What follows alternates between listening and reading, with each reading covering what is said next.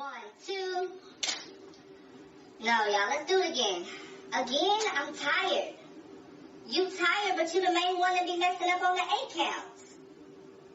Ref, what do you think?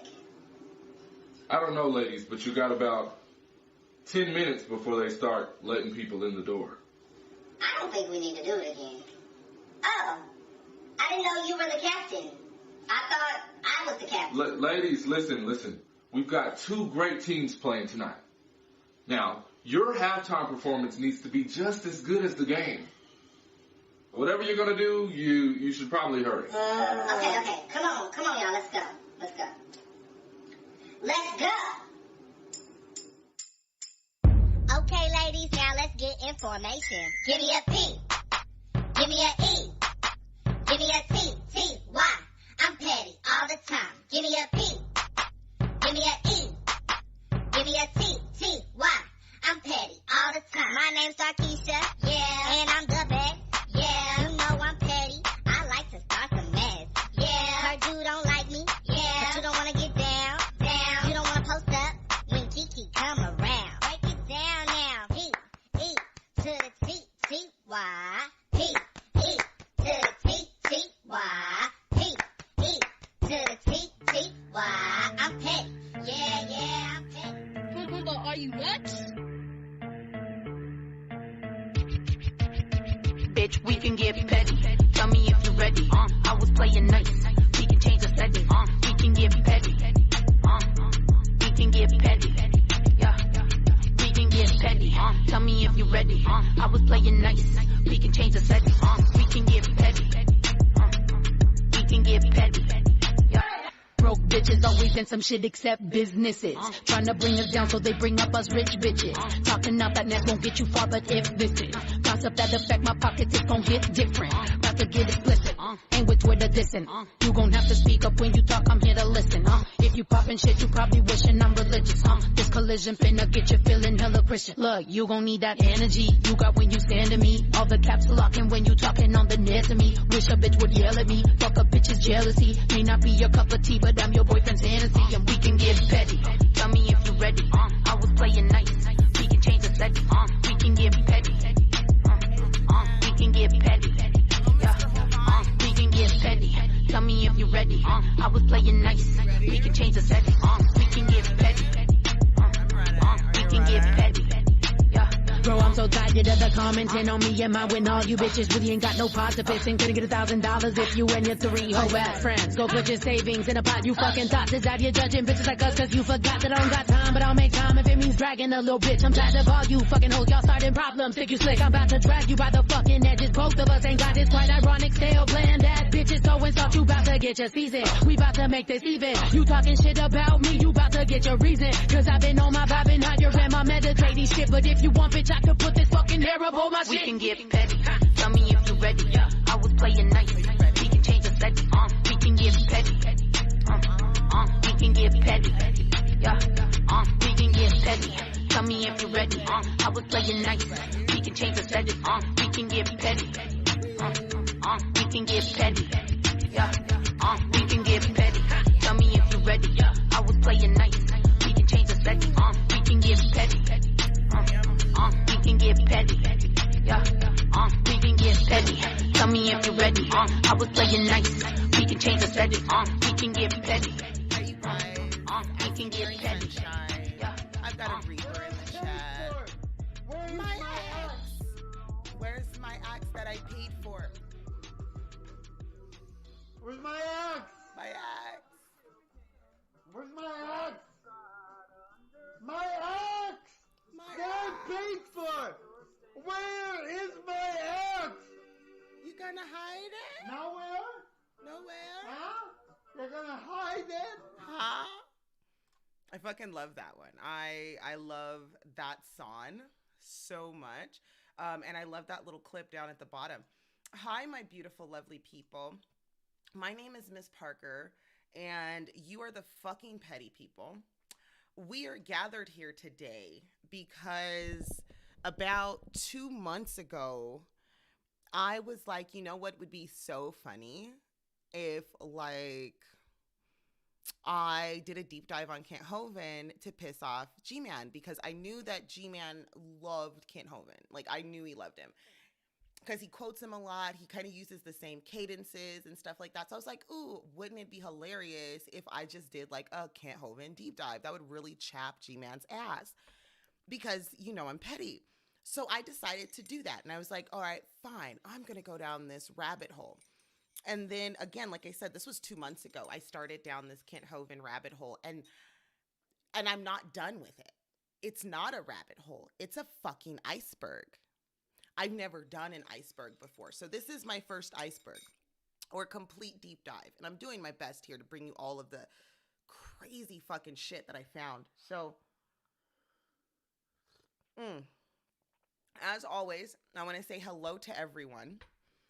You guys know who I am. You're the petty peoples.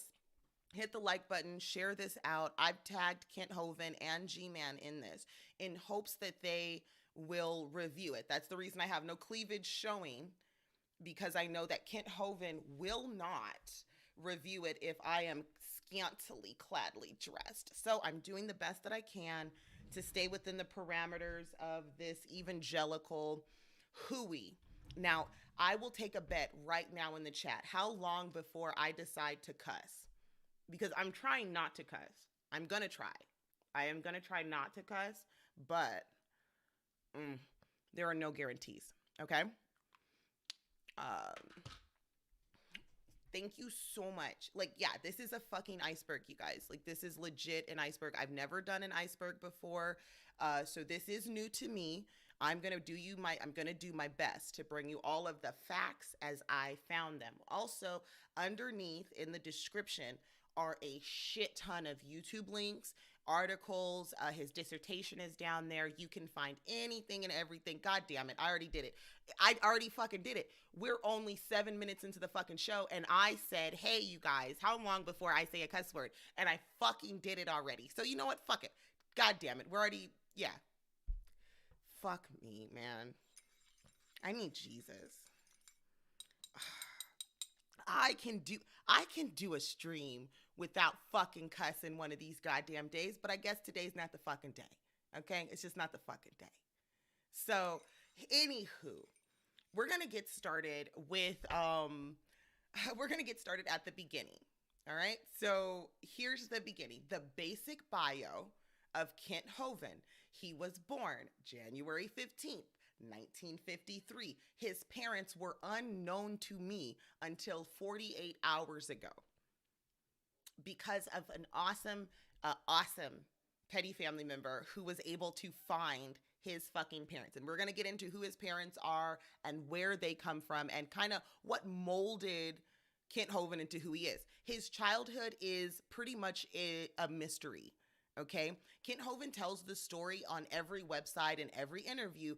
I was baptized at age 16 and I found the Lord, and then I started teaching school and I got the seminary. He went and got his doctorates and decided to teach, he says high school science, but he never taught high school science. Anyway, I'm getting ahead of myself. Like I said, this is a fucking iceberg. We're going to take it one step at a time, Miss Parker, one step at a time. All right. Here we go. All right. Yeah, you guys need to play the fucking lotto. I also, somewhere in this stream, I'm going to mute my fucking mic and I'm not going to know it. And I'll be saying things that are probably important to this story. So I apologize in advance and fuck all of you for laughing at me. Let's move along. Folks, 1969 is the year that Kent Hovind claims to have become a born-again Christian. Here's the interesting thing. He went to Bethel Baptist Church at the time.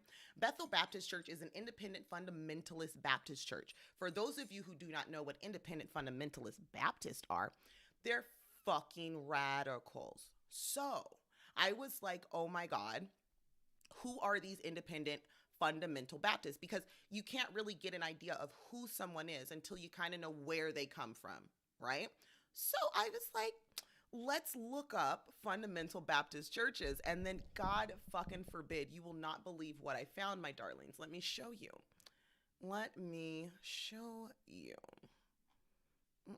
Wrong playlist. I've got several playlists here for you guys.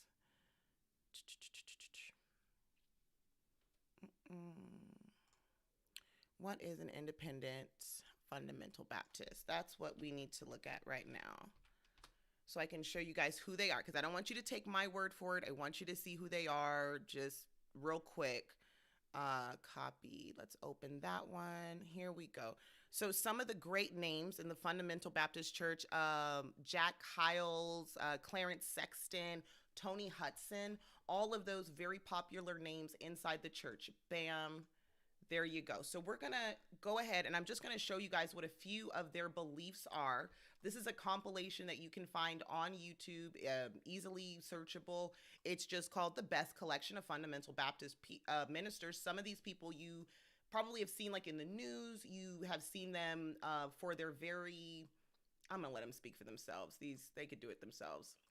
Okay, again, in 1969, it is, Kent Hovind becomes a fundamental Baptist and a born again. So let's go ahead and watch what they talk about. Dying on me now. I was preaching it before I come. I'll preach it when I leave. Is everybody all right? Hey, man, I'd outlaw Catholic services, bless God, if I was over the armed forces. Is everybody okay? I'm not sure if Bill Guthard is an independent Baptist minister. He could be. We're going to get into the reason why it's so strange. A fellow who would allow an outsider to send him to the basement would be a wimp.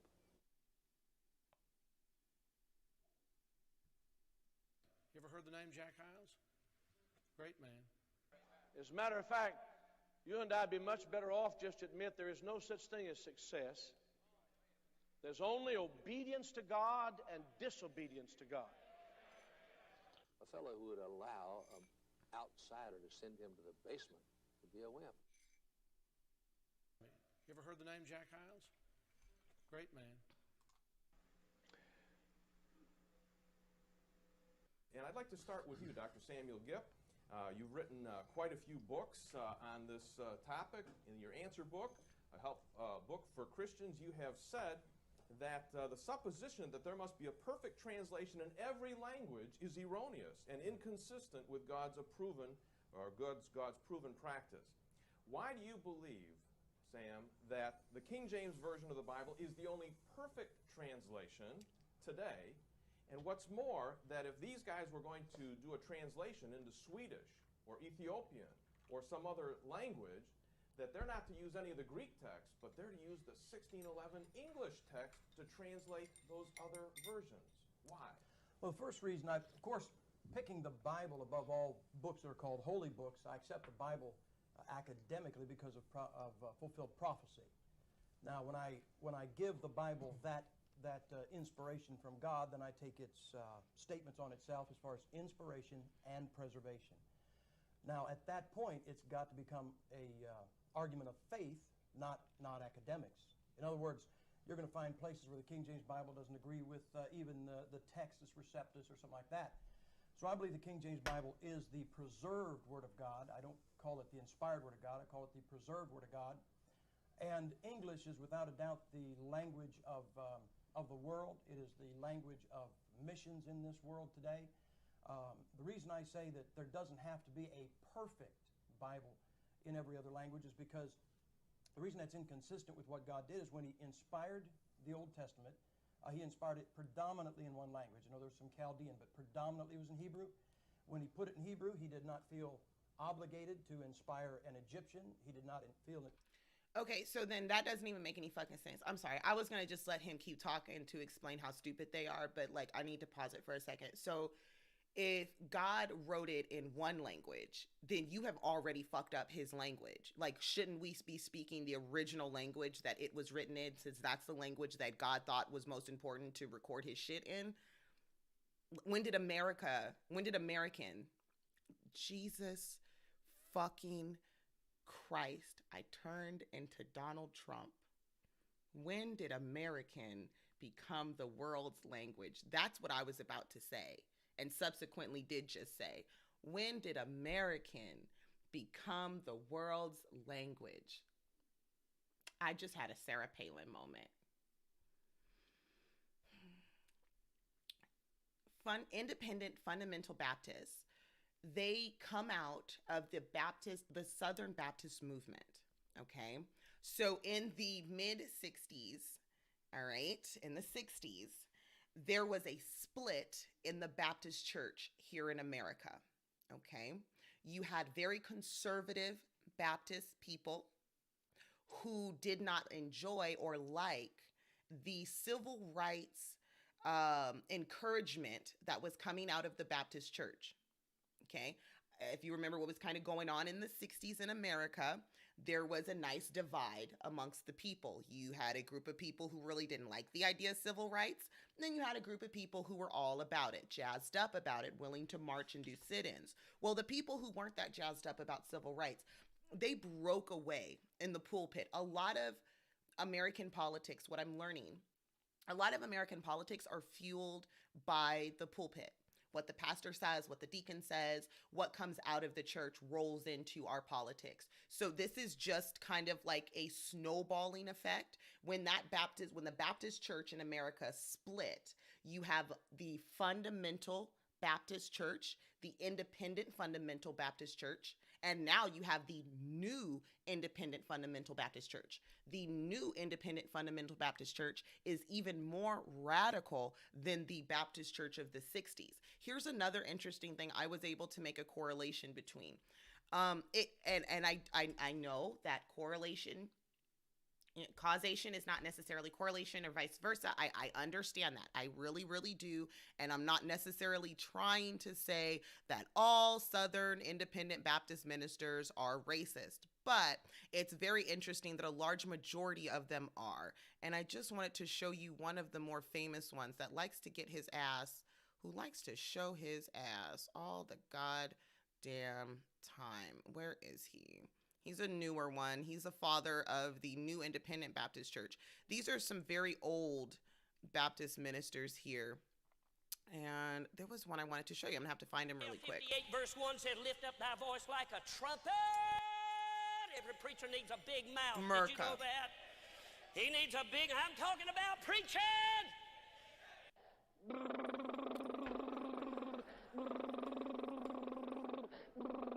There's some commonalities. Thank you. There are commonalities. Like a trumpet. Every preacher needs a big mouth. Did you know that? A man named J.L. went into the cheese business in Chicago. He failed and went bankrupt. Hey, sir, quit you talking over here. Hey! Quit you talking. I'm talking to you, sir. Thank you. God bless. This is the shit they ran away from in England. It's the reason for the revolution, right? He failed. He went bankrupt. You're probably the guy that needs to be at the altar tonight. Hope God you're not a Miles Anderson student.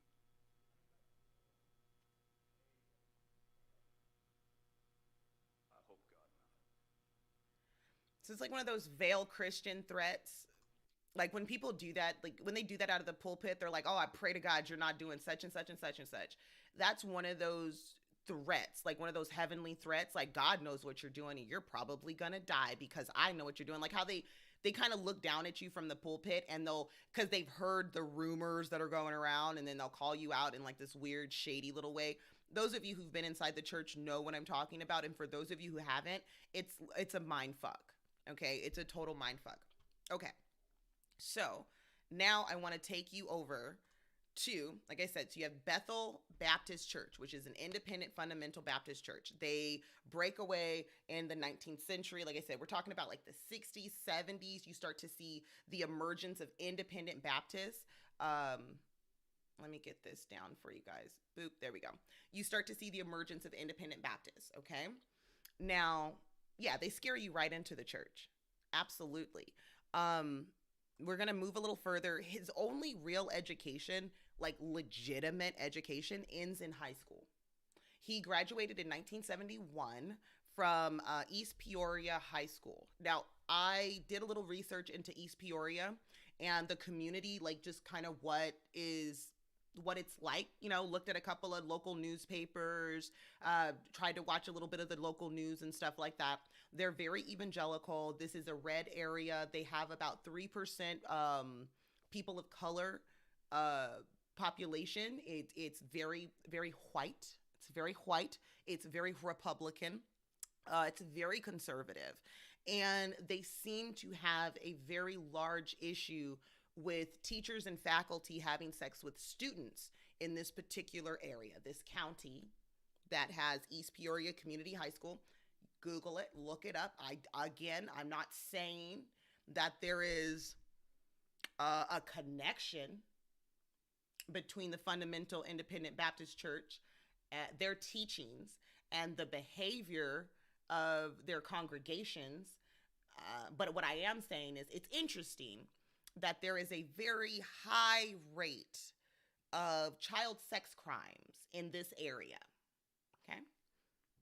Again, just putting the facts out there. That's all I'm doing. Okay.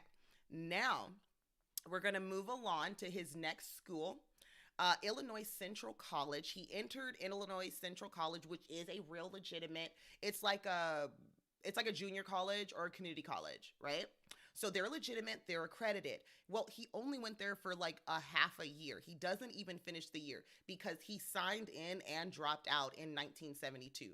Happened in the same year. You might be asking, where did Kent Hovind go after he left community college?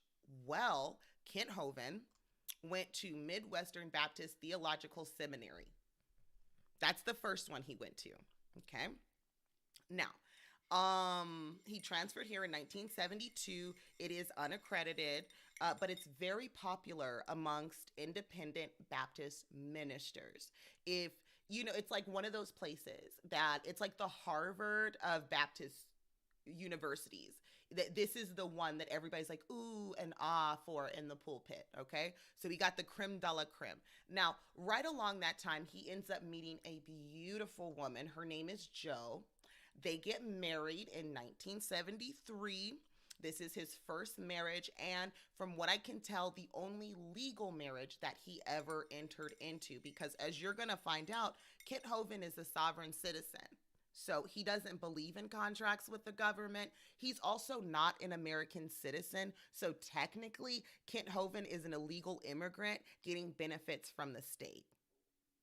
Technically, but we'll get into the legalities. I just want to show you his beautiful wife. Jo is a beautiful woman. He drugged Jo through the dirt. It is my firm personal belief that Jo Hovind will not speak bad about her husband. She has done a few private interviews and a few phone conversations with some creators that I'm going to show you. They will speak for her because I cannot.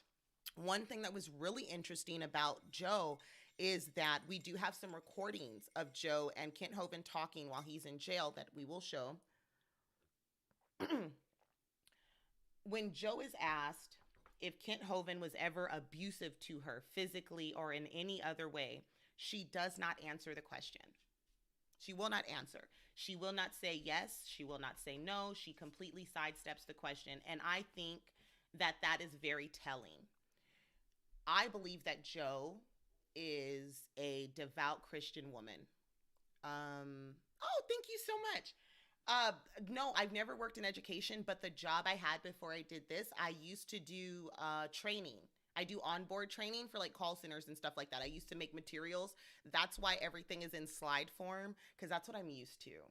I know it's like super old, but it's like that's what I'm used to. Also, I'm turning my heat on because for some reason it's like warm in here and I feel like I'm getting GMAN glossy. So let me turn my air on. This is a long one, so give me one sec.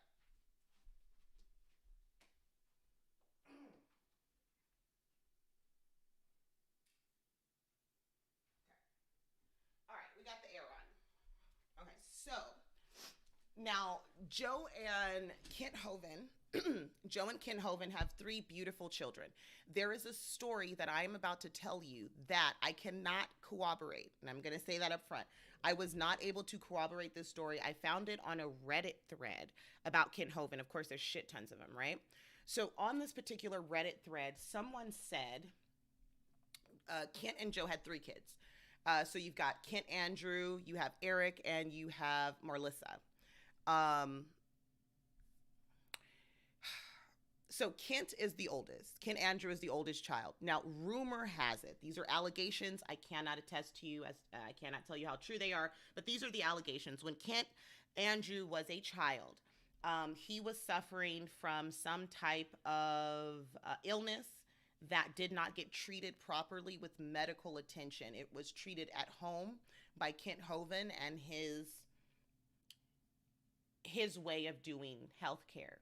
Now, the story goes that Kent Andrew's uncle, the now deceased brother of Kent Hovind, had to come and take Kent Andrew out of the house and take him to a hospital to save his life. The story goes that Kent Andrew is forever mentally, I don't want to call it a disability. I don't. So something happened and he had permanent damage from whatever that was.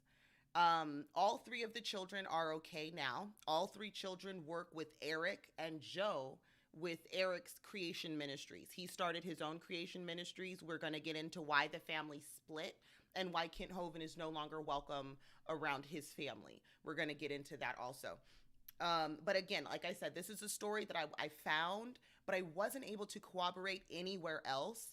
I thought it was pretty interesting. And like I said, a lot of information about Kent Hovind is like shrouded in secrecy. There's a lot of intimidation that goes into anyone who does choose to talk.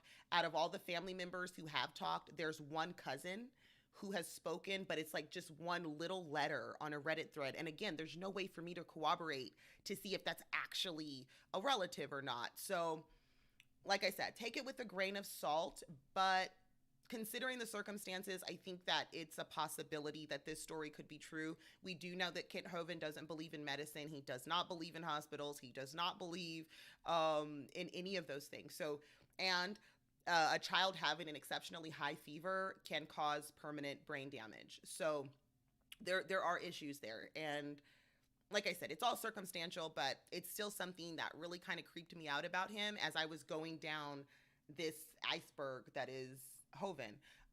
We're going to go ahead and move along. We're going into 1974. 1974, he's ordained at Emmanuel Baptist Church, okay? Emmanuel Baptist Church is a pretty interesting church. Now, again, we're in Michigan, okay? We're now in Michigan, which is another thing I found really interesting. Kent Hovind moves excessively. The first 7 years of his supposed ministry, he moves a lot. Right now, we're in Michigan, where he gets ordained at Emmanuel Baptist Church, and then is awarded a bachelor's in religious education. All right, so obviously not accredited, whatevs. Let's move along. We're going into 1975. Now, in 1975, I want to show you guys all this. So we've got Pensacola. Ooh, I layered way too many pictures on top of there for you guys because I wanted to show you all of the shit he did. We've got Calvary Baptist Church that he moved to. He moved to Fairfield, California, to the Village. Which one was this one? There's so many. God damn it.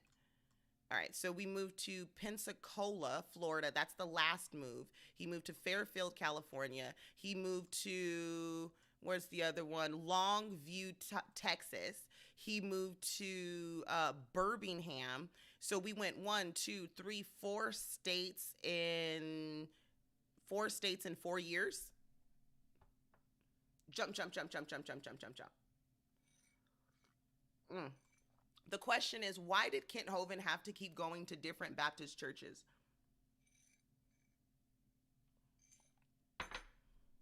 Something I found out when I was digging through all of this. It's just something I found out as I was digging. This is the school he went to after all of this. So from 1975 to 1988, Kent Hovind went to 4 states and attended 5 churches. Why did Kent Hovind have to move so much? Again, I cannot say that I have evidence that Kent Hovind has done anything bad like that. What I can say is that the Independent Baptist Church is known for shuffling its ministers and parishioners, just like the Catholic Church is known, just like the Jehovah Witnesses do. Kind of the same shit. And if you look up fundamental Baptist ministers, you will be fucking surprised, maybe not, at how many of them ended up getting arrested for being in hotels with young boys, or having child pornography on their phones, or constantly being moved from one place to another, to another, to another, to another. I don't know. Here's the scary part about all those moves. None of the ministers, pastors, or organizations will speak about Kent Hovind. Calls have been made to try to find out, hey, well, why did he leave? Or where did he go? Or, you know, what was the issue in the church? Nobody answers those questions. There is a, I don't want to call it a society of, it's a society of secrets. That's what I would call it. It is definitely a society of secrets. There are, people aren't going to talk. But like I said, all I can do is ask the question, why did Kent Hovind have to move so much? If you watch Kent Hovind and you look at just where he was when he started and how many times he bounced around before he started doing the seminars make sense. You have to go from place to place with the seminars. Before the seminars, you were just moving every 8 to 9 months. Why did you have to keep moving churches? Ministers stick and stay. Why did you have to keep moving? It's one of those questions I wasn't able to answer, and I just put a pin in it. It keeps me up at night. 1988 to 1989, folks.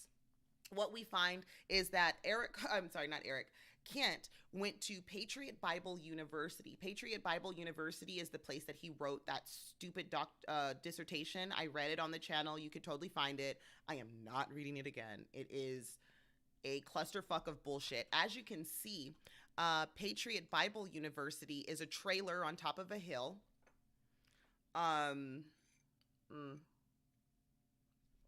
It's a trailer on a hill. And you can call them and mail them a dissertation just like Kent Hovind did, and you can get yourself a nice little diploma. Get yourself a diploma today. Also, that being said, if you would like a diploma from Petty Family University, go ahead and send me an email with a reason why you're a professional in your field, and I'll get you a doctorate today, folks. My name's Ms. Parker, and I'm committing crimes just like Mr. Hovind. Here we go. 1996. In 1996, we have the beginning. This is the beginning of Kent Hovind trying to be a sovereign citizen. He decided to file for bankruptcy in Pensacola, Florida. So he had moved yet again. We're moving again. We go from one place to the next. We go from Texas to Pensacola. And he's in Pensacola, Florida. This is where the original Dino Land is, I believe. No, the original Dino Land is somewhere else. But anyway, he tries to file for bankruptcy, okay?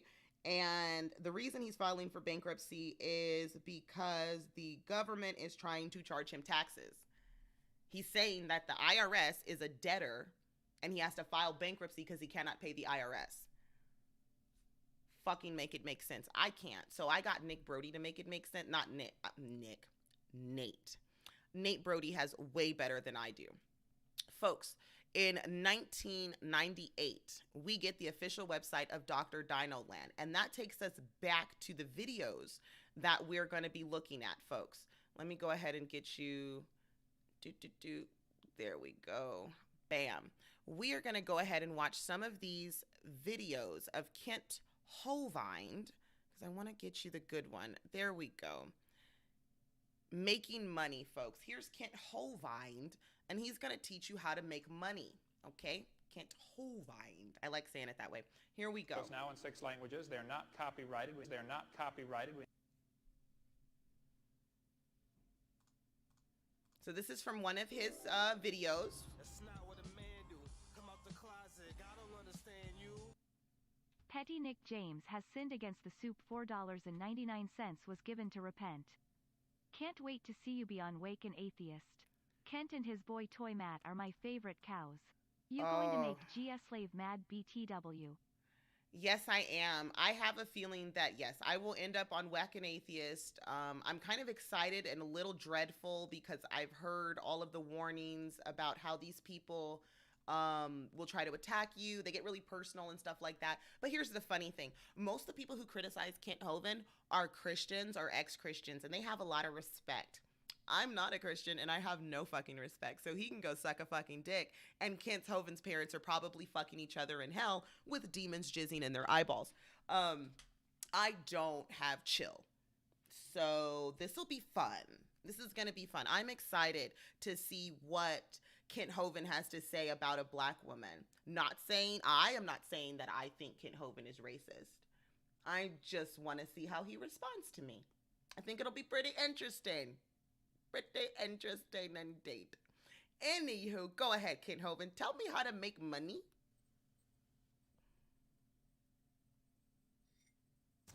Hello, my name is Kent Hovind from Pensacola, Florida. I was a high school science teacher 15 years. I now travel the country and speak on the subject. He was not technically a high school science teacher. Technically, he was a private school teacher, and then he did these weird seminars in churches for Sunday school classes. He was never really a high school teacher, so I just want to go ahead and get that out there. Subject of creation, evolution, and dinosaurs.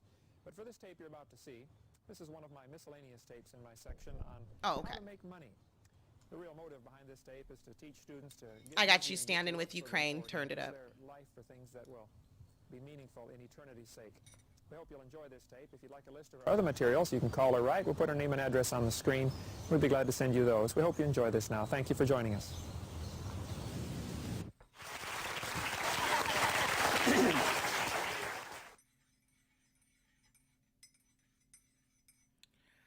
Yes, you can find a link to this underneath in the description. There's a shit ton of these videos. It's great to have all you students here from Rocky Bayou Christian School. This is one of the first schools I spoke to. I guess it's like I said, he's not a real high school teacher. This is his idea of teaching high school classes. So what they do is they get a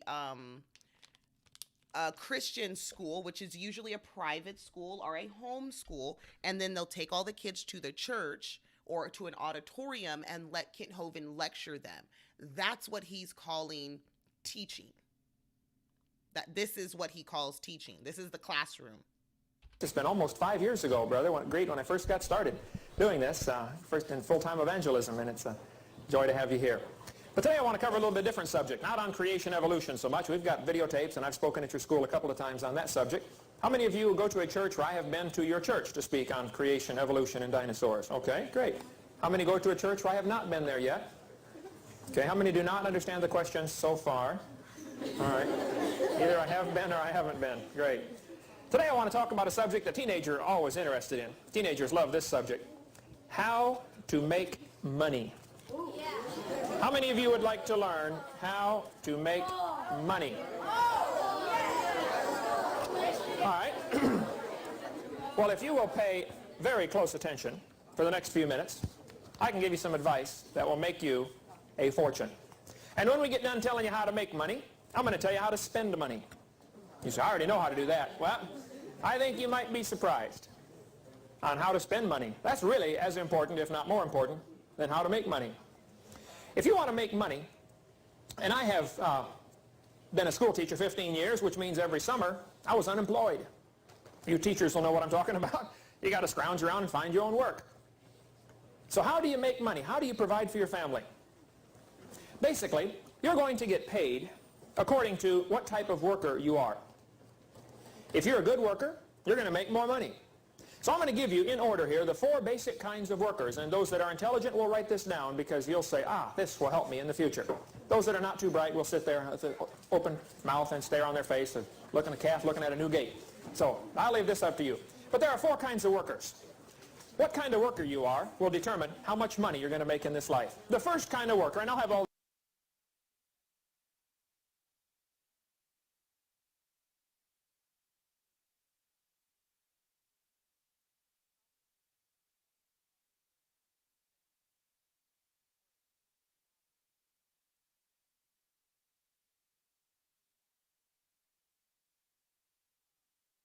these on screen for you. The first kind of worker, and Proverbs is full of verses about this.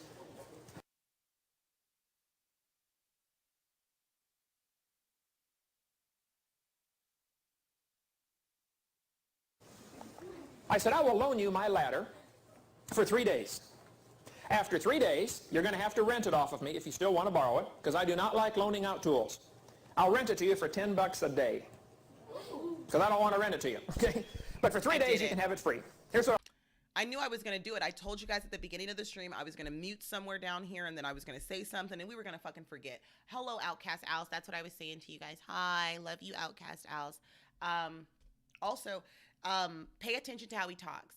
Tell me this does not sound like a seminar from Tony Robbins or a sales pitch from someone trying to get you to buy a timeshare, you know, in the Caribbeans.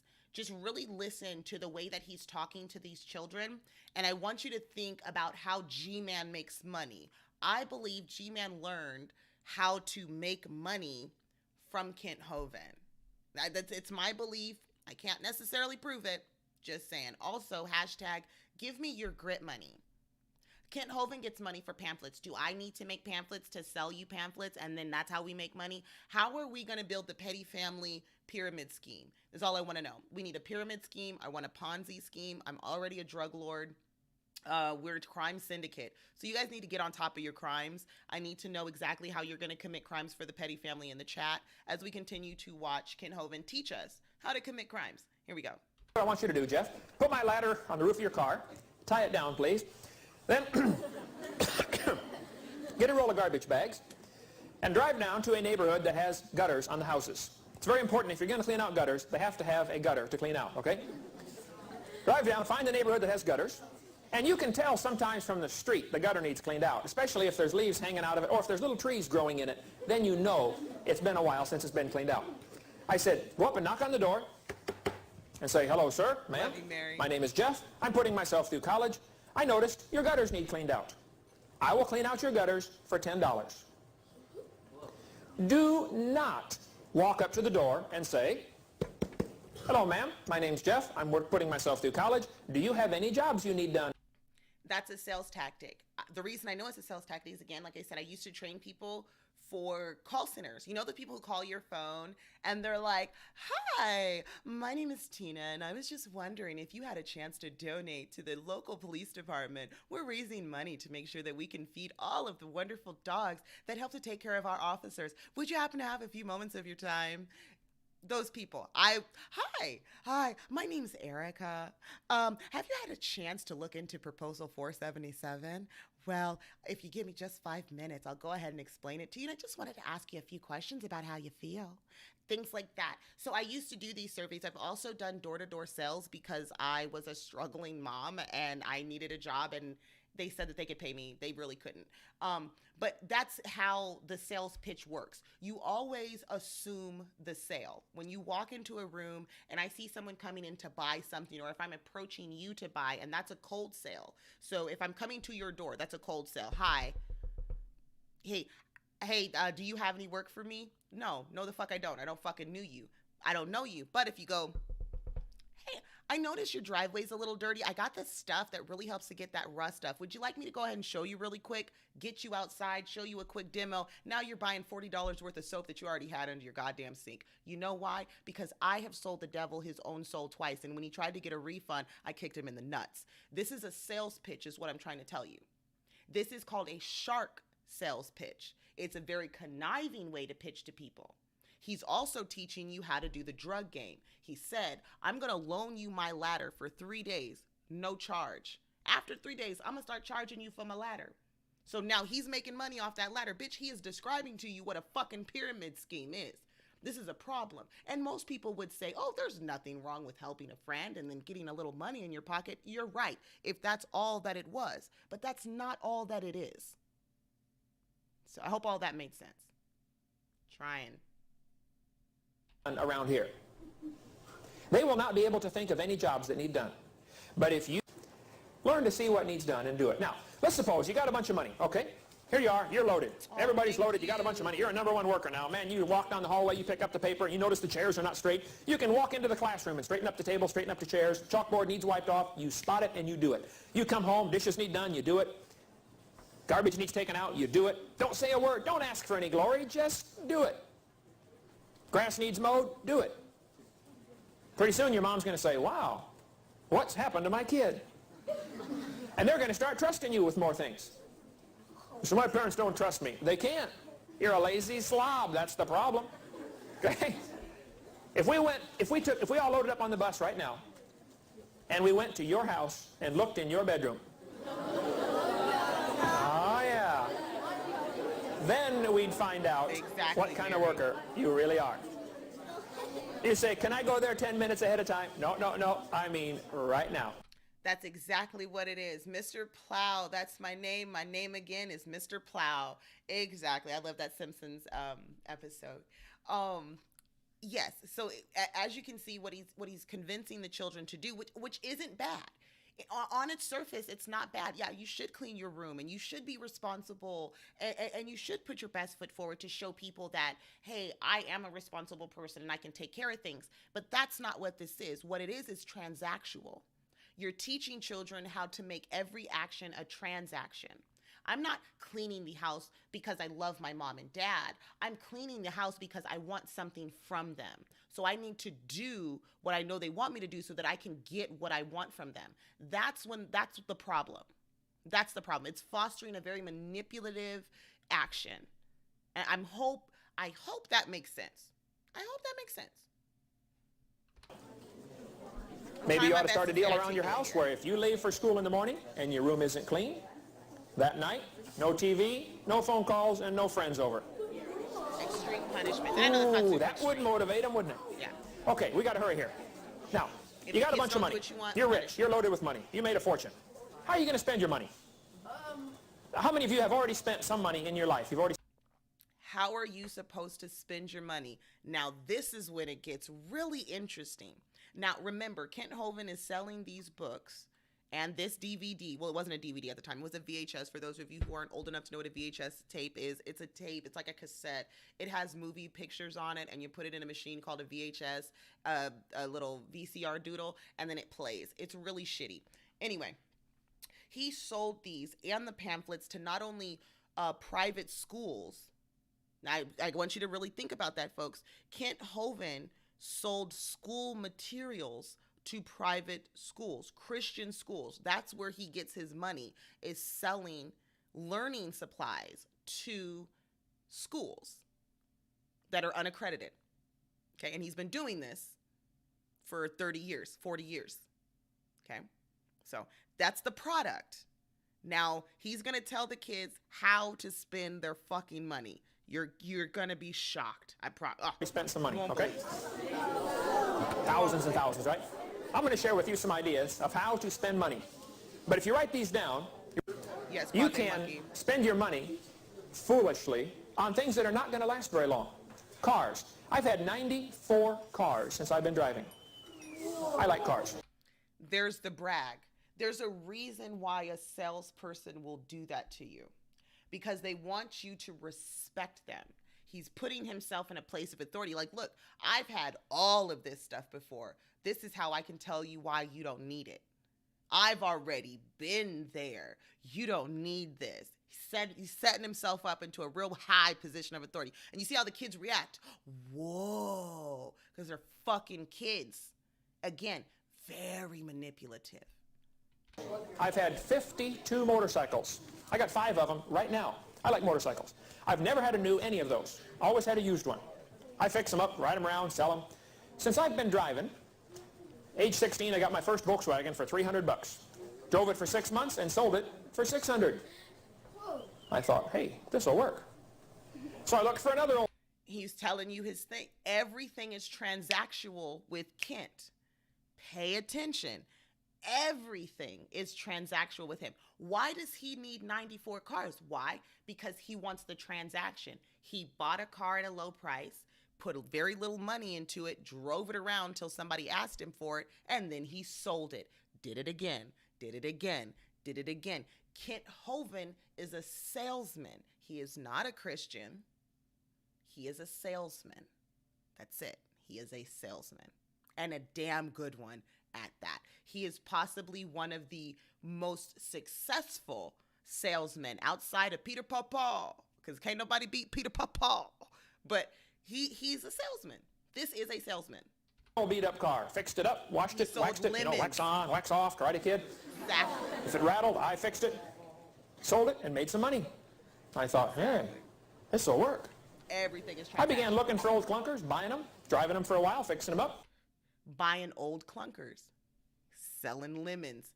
This piece of shit, bitch, scum, fucking motherfucker was selling lemons. And think about it.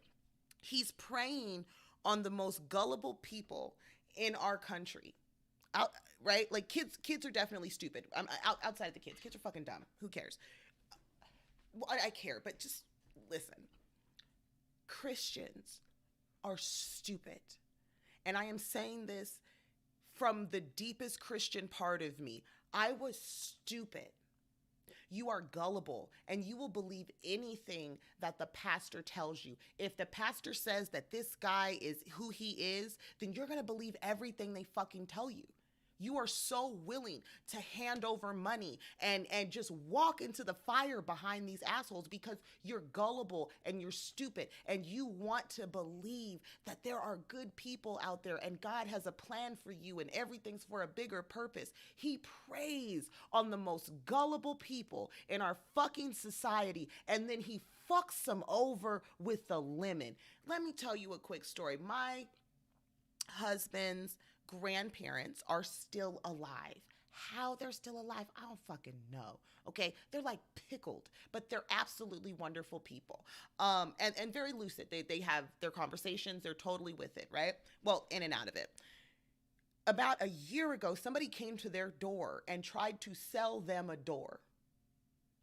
They said that they were from the church, and of course, these two little old people said, okay, come on in. Let me get you something to drink. They bought 3 doors from a door-to-door salesman who claimed he was from the church. What did he do? Of course, took their fucking credit card information. Had to go through the whole fraud thing for them. It was a horrible experience. That's who Kent Hovind is. That is who he is. And nothing more. He is a sleazy, manipulative, disgusting monster. And I've got hours of this. So we're not done. We're not done. I'm making my whole case here. Selling them, sometimes losing money, sometimes making money. I kept track for the last 26 years that I've been driving of every car I've ever bought, how much I paid for it, and how much I sold it for. My son, last year, and I figured out the profit or loss. Over 26 years, I have made $15,000. Now, that's no big deal. It's only $800 a year. That's not enough to live on. Yeah. But no promise comes into play. The Bible has a neat verse. Matthew chapter 6, verse 33 says, seek ye first the kingdom of God and his righteousness, and all these things shall be added to you. If you invest everything you can in God's service, he supplies all these other things. Where are you going to give your money, kids? Give your money to the church. Give me your money. Give the ministry your money so that I can win souls, and God's going to take care of you.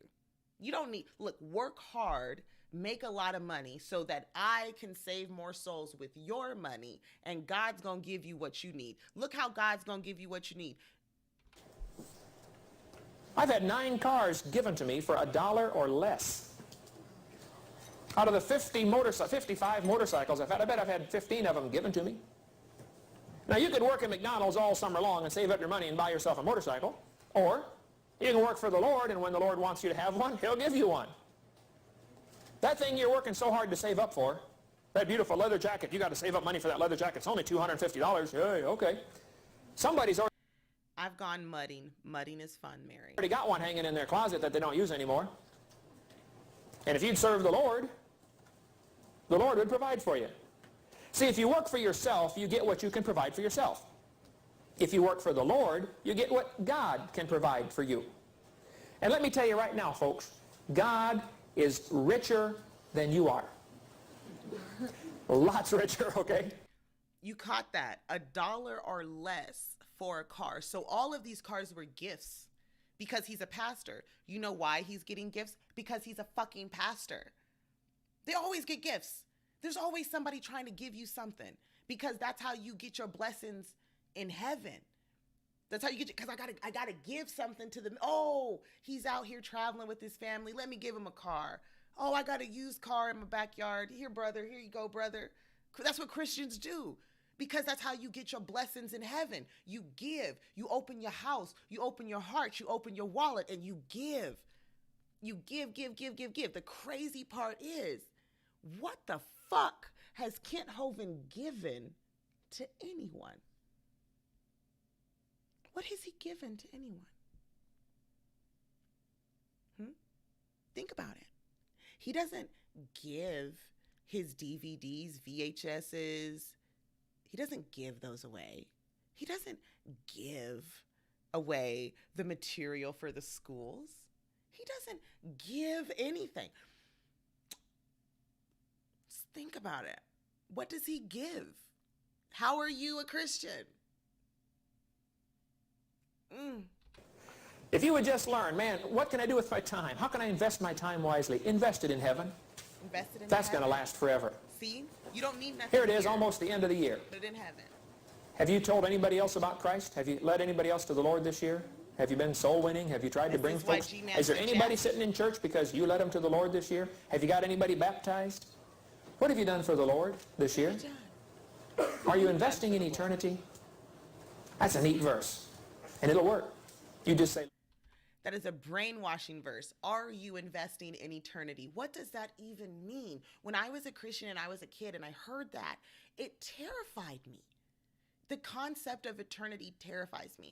I low-key have chronometrophobia. I do not like the concept of time. I don't like clocks. Clocks are not in my house. That's probably why I'm late sometimes and why I run over other times, because I don't like looking at clocks. They freak me out. The idea of eternity or even time stopping, all of that just freaks me out. I can't explain why, but it does. And so when somebody tells you to, prepare for eternity, how do you prepare for eternity? For a forever time? That it's a concept that the human mind can't understand. It's like having a Lovecraftian monster, like one of those eldritch beasts, something that's so far beyond that cosmic horror. That's what it is. It's cosmic horror. And to tell somebody that, a child, that shit, dude, no wonder I can't sleep sometimes. Like going through all of this shit, no bullshit, you guys, I've had in the last week 4 panic attacks to the point of hives. Because I'm just like, this is reruns of all the shit. It's wild. We're going to keep going.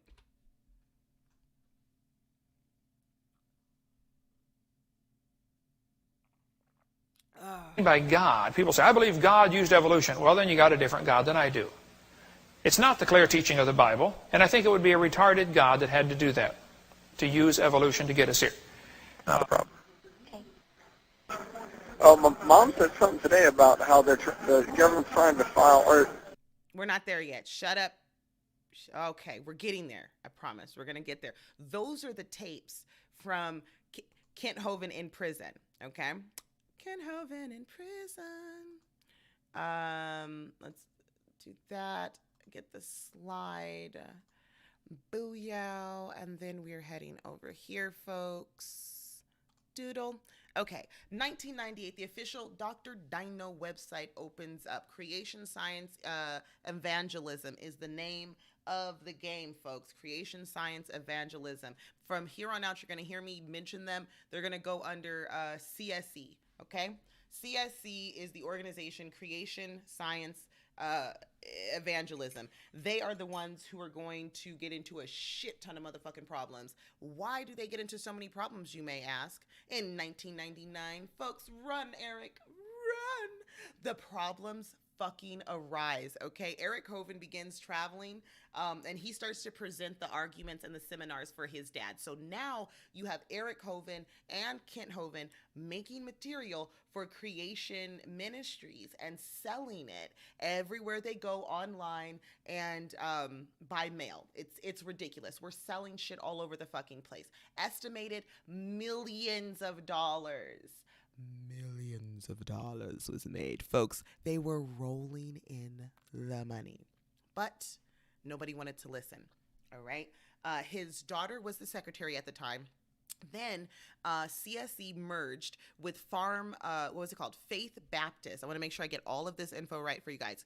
Faith Baptist Worship of Hawthorne, Florida. Now, it's a shell company that was created by a guy named Glenn Stoll. We're going to get into who the fuck Glenn Stoll is. As I said, at this time, Eric should have fucking run, but he didn't know any better. Okay, so Glenn Stoll starts teaching Hovind how to start making all these shell companies and corporations, and they start shifting money all over the place. So it starts to look like either a really shitty drug deal or like some trumpery. Let's call it trumpery. That's what we're going to call it. We're going to call it trumpery. There's some trumpery afoot, okay? Now, May 23rd, CES Properties were conveyed that they moved the trust over to Kingdom of Heaven, okay? So you've got on May 13th, under the corporation sold, several companies and trust were established for Creation Science, CSE. Then once they established all the trusts, they made a business license from Kingdom of Heaven. Long story short, it was a lot of fuckery. This is the reason why we ended up getting in trouble with the motherfucking popos, okay? But before we get into the popos getting in trouble, folks, I want you to see Glenn Stoll. Glenn Stoll is still around for to this day. To this day, Glenn Stoll and fucking Kent Hovind are real close friends. I want you to understand something. Mr. Stoll thinks he's a lawyer. Okay, he thinks he's a fucking lawyer. Okay, with the aid of Glenn Stoll, a promoter of tax avoidance schemes, Hovind set up a series of entities, starting with an unincorporated association or pure trust. Never passed the laws board. He's never passed a lawyer's board ever anywhere in any state. Okay, but he claims to be a lawyer and get this, runs a website where you too can be a lawyer. It's called Arlington Law School. And you can be a sovereign citizen lawyer too. Folks, all you got to do is pass a couple of his fucking classes. And you know, you can learn how to avoid paying taxes too. You don't believe me? Are you saying you don't believe me? You don't believe that Kent Hovind could be this fucking dumb? Oh my God. Listen, you guys don't even know. Listen. You know what I mean? You know what I mean? I got you. Y'all thought I was playing. I don't even know where my puppies are. They're somewhere. Here we go. They thought I was playing, but I got these videos for you. Don't even trip. There it is.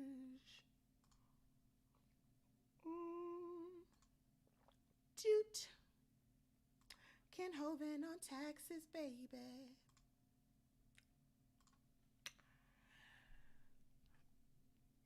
Kent Hovind's a criminal. Basically, God created the universe. We've got a little chart here behind me that kind of explains God created people.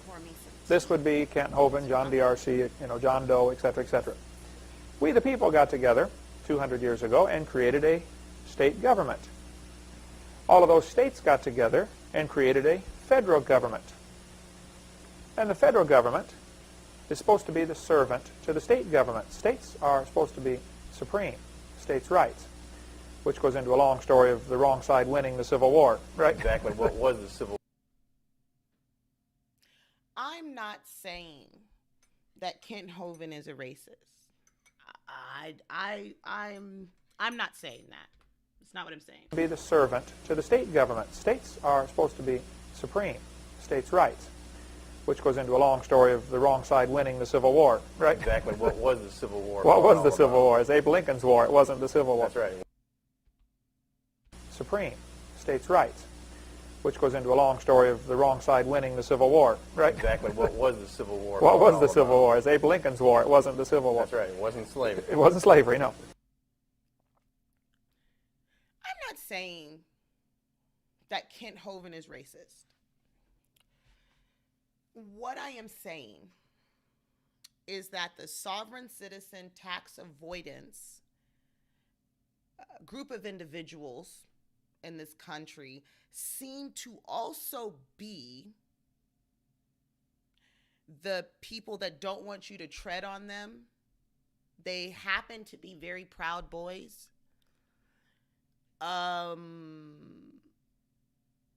They've done, they're lit, like they're lit, like KKK lit, they're lit. It's interesting is what I'm saying. And there is a very, like I said, this is an iceberg of a situation. All of the things that he's connected with and just kind of surrounds him. It's just, there's something there that I can't really prove, but I can smell it. It's like if somebody handed you a corn dog, but it had the pancake batter, but it was really just shit in the middle. You would smell the shit. Yeah, it looks like a corn dog, but I can smell shit. Right? Do you feel me? Do you feel me? Which goes into a long story of the wrong side winning the Civil War, right? Exactly. What was the Civil War? What was the Civil War? It's Abe Lincoln's war. It wasn't the Civil War. That's right. It wasn't slavery. It wasn't slavery, no. And then the federal government created a corporate federal government. Notice it's all capital letters. The corporate federal government created a corporate state government. And one of these two, somewhere in here, created persons with all capital letters. This would be Kent Hovind with all capital letters. This is not. You've heard that. Sovereign citizens love that. That's not me. It's all capital letters. That's not who I am. I am not that person. Thank you, Quasi Monkey. For those of you who do not know who a sovereign citizen is, sovereign citizens believe that they do not have to be holden to the government. They are free men, as they like to be called, and they can travel wherever the fuck they want. They are not your child, okay? They are not your blood. You cannot have their penis, and stop burning their taint. That's who they are. That's who they are. If you want to know who a sovereign citizen is, just look up Tony Chase. And he's like the best sovereign citizen there ever was. You don't have to, there's no other, you don't have to look for any other sovereign citizen. Just look up Tony Chase. He's the best one. He's the best. Me. Which leaves us with an interesting situation. Since whatever God creates, he controls, and we're supposed to be subservient to God. Whatever we create, we control, and the states, the federal and state government are supposed to be subservient to we the people. They're supposed to be our servants. But whatever the government creates, it controls. So the government has created persons, actually a corporate soul, for every individual being in the United States. There's a corporate Kent Hovind and a corporate John D'Arcy. He sold books and pamphlets. I'm going to show you one of those pamphlets. And they can pass all sorts of rules and regulations for their corporation, which they own and control and regulate, etc. Now they're using my name, though. They created a corporation and chose my name to go on there and chose your name to go on one and everybody else's name to go on one. So they've kind of abused their privilege and stepped out of their delegated authority and used my name. So that leaves me with four choices to take. Number one, I can do what they say, which is what most Americans do. The state government can tell their person, you must wear a seatbelt when you drive your car. They can tell this person, you must file an income tax form. You must get a Social Security number, you must get a driver's license, you must get a birth certificate, etc., etc. And they have the right to tell that to this person. They have the right to tell that. Do you want to know the little pamphlet that they sell? Here's the pamphlet that's been circling around our fucking government, all around. It's called the Citizens Rule Book. Listen, I need you guys to see this. This is what terrified the fuck out of me. It's the Sovereign Citizen's Handbook on how to be an asshole in America and clog up the fucking system. Okay. It's called the Citizens Rule Book. Kent Hovind was selling it back then for about $1 something. He bragged about how cheap it was because, you know, he was trying to help people be free men. The guy who's sitting next to him was also peddling this fucking bullshit. Folks, this is how the MLM works. At least this is my understanding of the MLM. Okay, so you have the Citizens Handbook here. What you would do is, Mr. Stoll taught you how to apply everything that was in the Citizens Handbook. He would put his name and number on the back, and so would Kent Hovind. So you stamp your name and number on the back of it, right? Somebody would call in, and you called to get it from either Kent Hovind, Mr. Stoll, or you would get it from a friend because a friend handed you the pamphlet. You call in the number, and you're like, hey, I'm going to need a few more of these. They give you a deal. The more you get, the cheaper they are. Here's the thing. You can sell them to your friends now, right? Because now you have the key that unlocks the law. You don't, what? I don't have to pay taxes? Nobody knows about this. It's a super secret thing that nobody knows about, and I could sell it to my friends for like $5, $10, right? Remember how you're supposed to do the ladder? Remember the ladder story? Yeah, it applies with every single thing that he sells. He wants you to buy it in bulk and then sell it to your friends and family at your church because you have to spread the good word. You don't want your friends and family, your brothers in Christ, to be bogged down by the Mr. Government man, right? No, you got to tell them the truth. You won't believe what Minister Hovind told me. You won't believe what Dr. Dino blew up my ass last week. Look at this shit, guy. Look at this. It's a fucking problem. And it's been spread all over the place. Here's another shitty part about it. Hey, you Morris Citizen motherfuckers. Everything that you're talking about came from this shit too. And the roots of this is racist as a motherfucker. It's the goddamn South. It's the rebels. It's the fucking rebels. Yeah, the Confederates. I know. Am I a little insane? Maybe. I'm high. Whatever. What I'm saying is there's a reason why Kent Hovind believes the Civil War was about states' rights. You think it's a fucking coincidence? Think it's all coincidence? Where did they all go? They're still here. They just changed their names. They revamped the goddamn sales pitch. That's it. It's just a sales pitch. Let's drum up some more fear. This is crazy, and I don't know if I'm making sense. I know I'm going to get canceled. I am. They're coming for me. They're coming for me. Can I prove that Kent Hovind's a racist, fear-mongering predator? Maybe. I'm going to keep trying.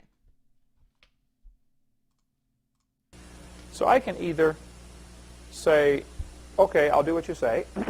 I can bring myself from here all the way down and submit myself under these corporations. Or I can try to cut the string between this we the people and the artificial we the people. I can try to cut that string, and some people do that with varying degrees of success. It does not. Number three, I can look for loopholes in the laws and say, well, wait a minute, this law doesn't require that I do this. And some people with varying degrees of success look for loopholes and say, wait a minute, the state does not require persons to file a tax form unless they are a drug dealer from the Virgin Islands or live in Washington, D.C., or use a zip code, and all sorts of different arguments have been used, and some not too successful. Choice number 4 is claim this guy. Say, hey, you're using my name. That's mine. I want it. That's what I want John to explain to us today. How do we redeem that straw man, and what does that mean, redeeming that straw man and moving him or claiming him as your own? John, tell us about that. Well, redemption This is a problem. Basically very biblically grounded. Okay, so you're revoking your citizenship, pretty much, is what it is. You're revoking your American citizenship, and you're saying you're no longer an American citizen. You are your own person, and you no longer have to abide by the laws of the nation, because the nation can't exact its laws on you because it doesn't have control of you, the corporation, or you, the individual, or you, the something else. It's a bunch of fuck shit is what it is. Okay? We're going to do more sovereign citizens, but they make my fucking head hurt. They really, really, really, really make my head hurt. Like, I fucking hate him so much. Here, There, I wanted to show you the Citizen's Handbook that we were selling. I just wanted you to see why I brought that up. Okay. He was selling it on his fucking website. So you buy it from Kent and then you give it to your friends and family, okay? Guys, I can't put God under you. Amen. And so I don't understand why some Christians get bent out of shape with me about that. I'm trying to do what God told me to do. Okay, yeah, that's another interesting thing. We got these little citizens' rule books here, and in this rule book there's a story, you know, give me liberty, give me death, about Patrick Henry was shocked, and he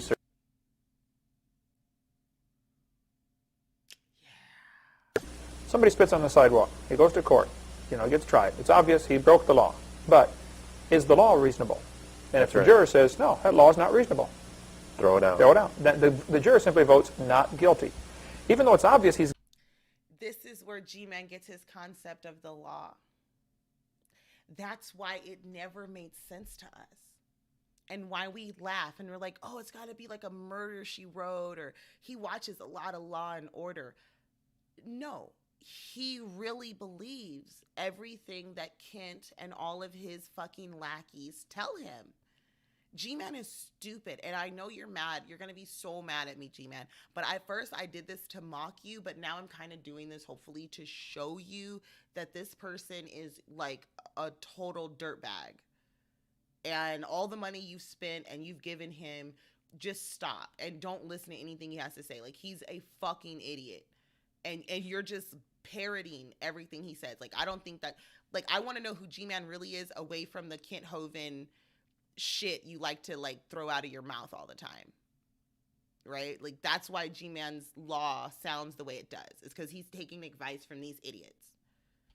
He's guilty for breaking the law.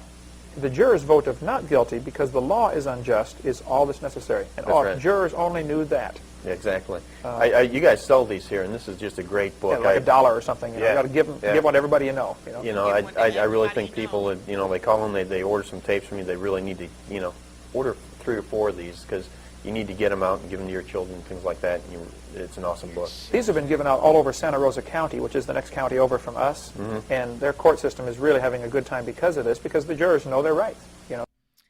Clogged up the whole fucking court system, and he's proud of it. Also, if you just look into Florida, something weird happened in Florida. I think Kent Hovind's the reason Florida's fucked off. I think he's patient zero. I do. Having an informed jury is just really helpful. So, okay, back to the McDonald's issue. I started McDonald's. I'm making a bunch of money. Things are going fine, but you own the real McDonald's. That's right.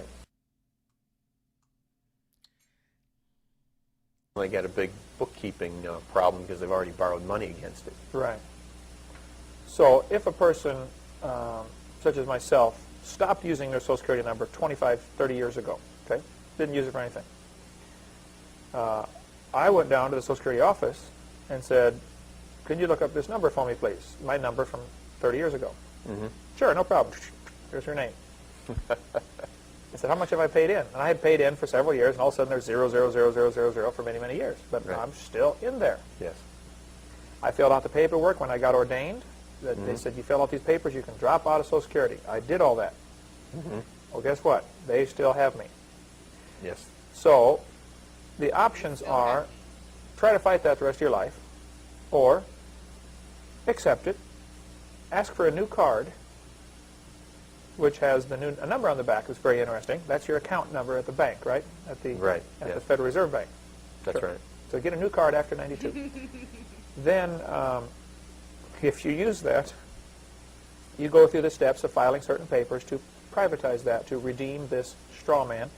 And really, nothing changes much in your lifestyle, but you now are back up here as a free man. Right. Under God's authority. It's kind of like when somebody accepts Christ as their Savior. What changes, And that's what makes it dangerous. Honestly, that's what makes this whole thing dangerous. With what the Bible's talking about. Sure. They've wrapped it in God. They're like, you have to do this because you don't want the government to be above God. That's why they're pissed. That's why they're terrified. Why they don't want to put their mask on. Why? Because if I put my fucking mask on, then that means I think the government's more powerful than God, and God didn't ask me to wear this, so I don't have to wear this. Like, I know the logic sounds, I know it sounds completely illogical, but when you're in that belief, again, you believe everything that's coming from your pulpit. And if this is the type of message that you're being fed, yeah, fucking shysters. Fucking shysters. They're just preying on the most gullible population in our country. And that's one of the things, like, I don't get mad at Negs. Negs is from Indiana. If you know anything about Indiana, American history and Indiana, it is very rich. It's a very colored history, let's say that. So his beliefs are shaped by the people around him. And when he tells you he's not racist, he truly believes that. And I believe that he believes that. He's never been outside of Indiana.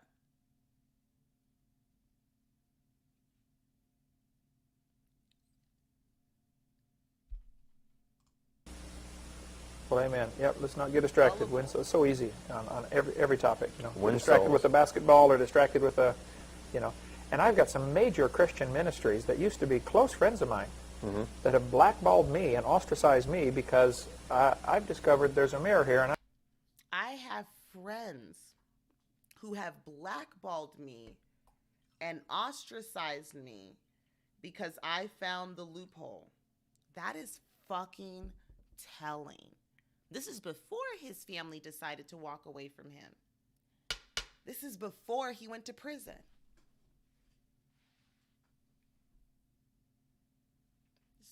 Yeah. We're not there yet, my babies. There's so much more to talk about. All right, folks, here we go. We're sliding along in the slides. There we go. Like I said, you've got the Glenn Stoll. In 2002, he was arrested for assault and battery against a secretary at CSE, okay? He was arrested for assault and battery. Now, you may be asking yourself, what?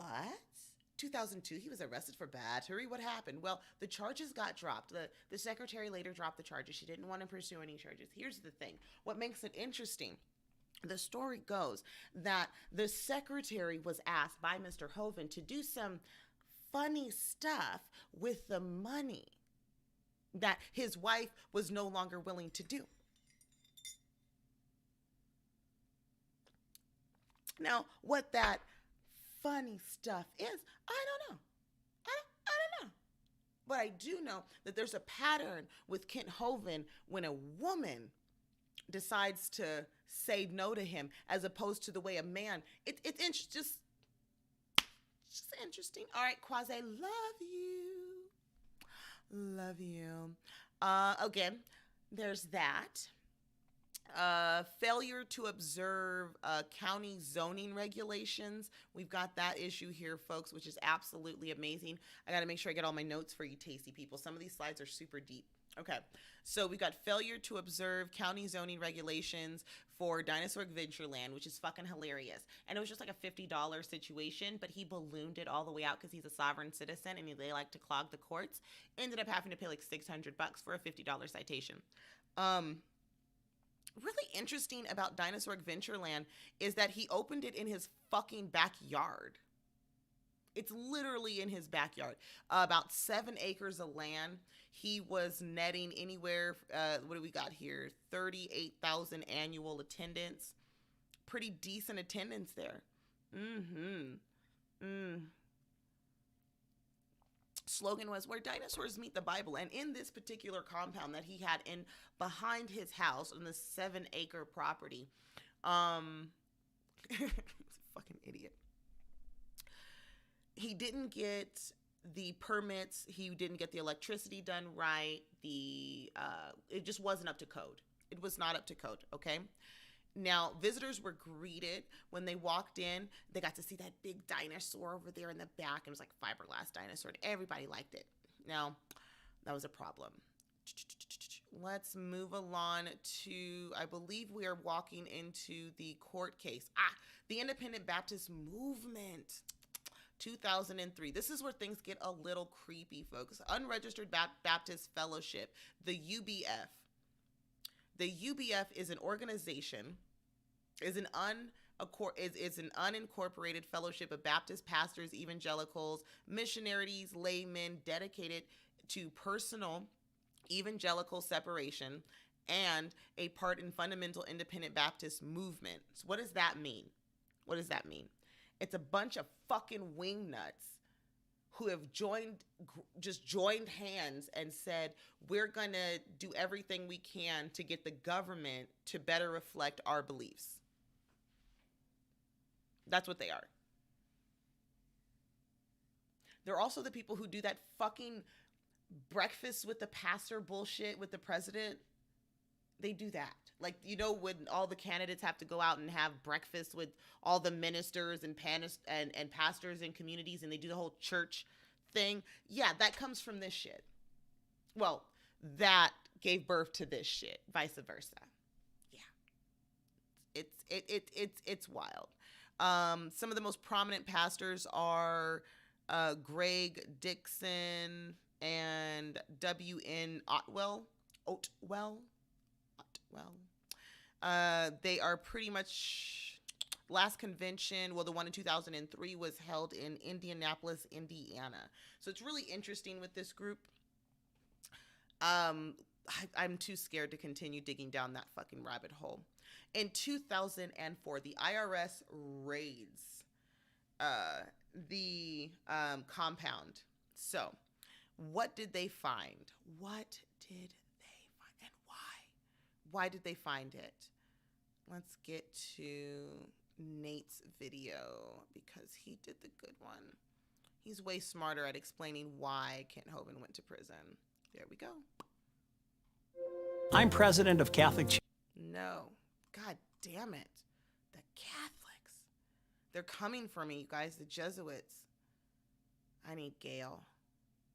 She'll help me. Oh, it's all the fucking doodles. And a toilet. Why is there a toilet on my screen? Kent Hovind sues the U.S. government for $500 million. And he's not even a U.S. citizen. So he says. Oh, that's the lawsuit after the fact. Oh, I love him. He's so fucking cute. So we haven't gotten there yet, folks. Now, Kent Hovind ends up going to prison. But April 14, 2004, special agent, along with other special agents from the IRS Criminal Investigation Division, executed a search warrant at the 29 Cummings Road, the Dallas, whatever, Dinosaur Adventureland Doodle. All right. Now, when they came on property, Mr. Hovind was informed that they were coming. So he likes to say he was swatted, but he was not swatted. Yeah, clean your toilets, goddammit. He wasn't swatted. They came in very respectful. They approached him inside of his house. He was asked, is there any money or firearms in the house? Mr. Hovind said there are no guns, and he said there was approximately $3,000 in cash. However, agents found $42,000 in cash on the premises. Of the $42,000, approximately $14,000 was in a safe next to Kent Hovind's desk, and approximately $15,000 was in a nightstand in Hovind's bedroom. Several firearms were found as well. Now, again, that just very peculiar, just very interesting little titty bit of information there for you.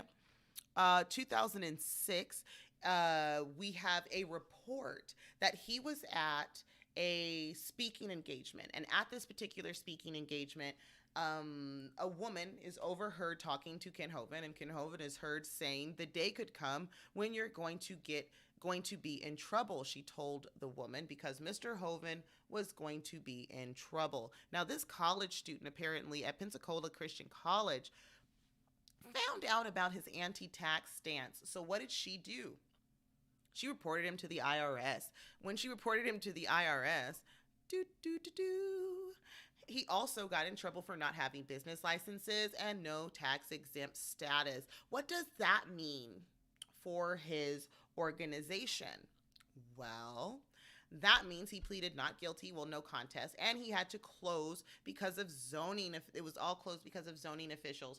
He did not have the right permits. He did not have the right people doing it. Nothing was inspected. He didn't get anything approved. He's a fucking idiot. He would get anyone to do any job. People like GMAN could go and fix up and be like, oh, I built the building for Kent Hovind. What I'm saying is it was shoddy work. Yeah, it was really, really shoddy work. So the state was coming for him for building zoning regulations, and he had the IRS on his back. What do you think Kent Hovind did next? He was a bitch, he pled no-low contender to 3 counts. Ended up having to pay $675 in fines, and that ended up happening in June of that year. Here's the problem. It all started with like $50. It was like $50. That was it. Just $50. He could have did that. Boop. Kent Hovind goes to prison. Why did Kent Hovind go to prison, folks? Because he decided, where is it? There we go. The trial of Kent Hovind, an American tragedy. Dum, dum, dum, dum. He was convicted of 58 counts. Let's see. Interfering within administration. Blow that up for my tasty babies. There we go. Kent Hovind is facing another trial in the federal court in Pensacola on May 18th. In 2006, Hovind was convicted on a 58-count indictment interfering with an administration of the Internal Revenue laws, failure to pay payroll taxes on employees, or as he refers to them, missionaries working for creation science evangelism, and structuring the systematic withdrawal of cash in amounts somewhat less than $10,000 in order to avoid currency reporting requirements. Hovind was sentenced to 10 years in prison, 3 years of supervised release, and forfeiture of over $400,000 in structural funds. He lost everything. But did Kent Hovind learn his lesson? No, he did not, family. And we're going to listen to his phone calls because he likes to threaten investigators because he's a bitch. Listen to the way he speaks to his wife. Yes, folks, yes. Okay, there we go. Doot. Show us, folks.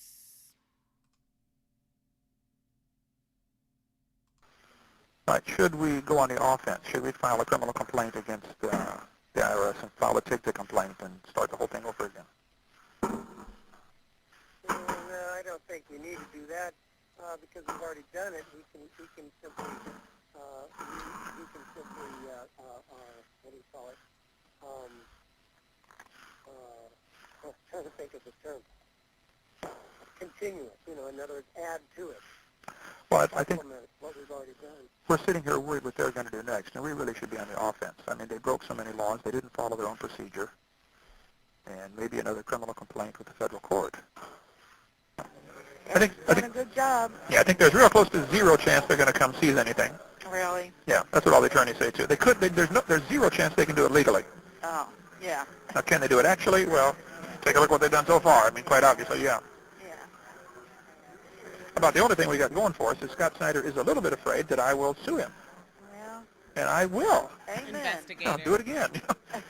And the rest of his life. If he doesn't start obeying the law, I'm going to haunt him the rest of his life. I hope you do. Just going to keep, because he needs to obey the law. He's got a badge. Okay, so what, Obey the law then, Man, I don't want to fight these guys. I just don't want to fight them. But if they won't leave me alone, what can I do, What about, should anything offensive be done, like lawsuits or complaints? No. I wish you would lose the word lawsuit from your vocabulary.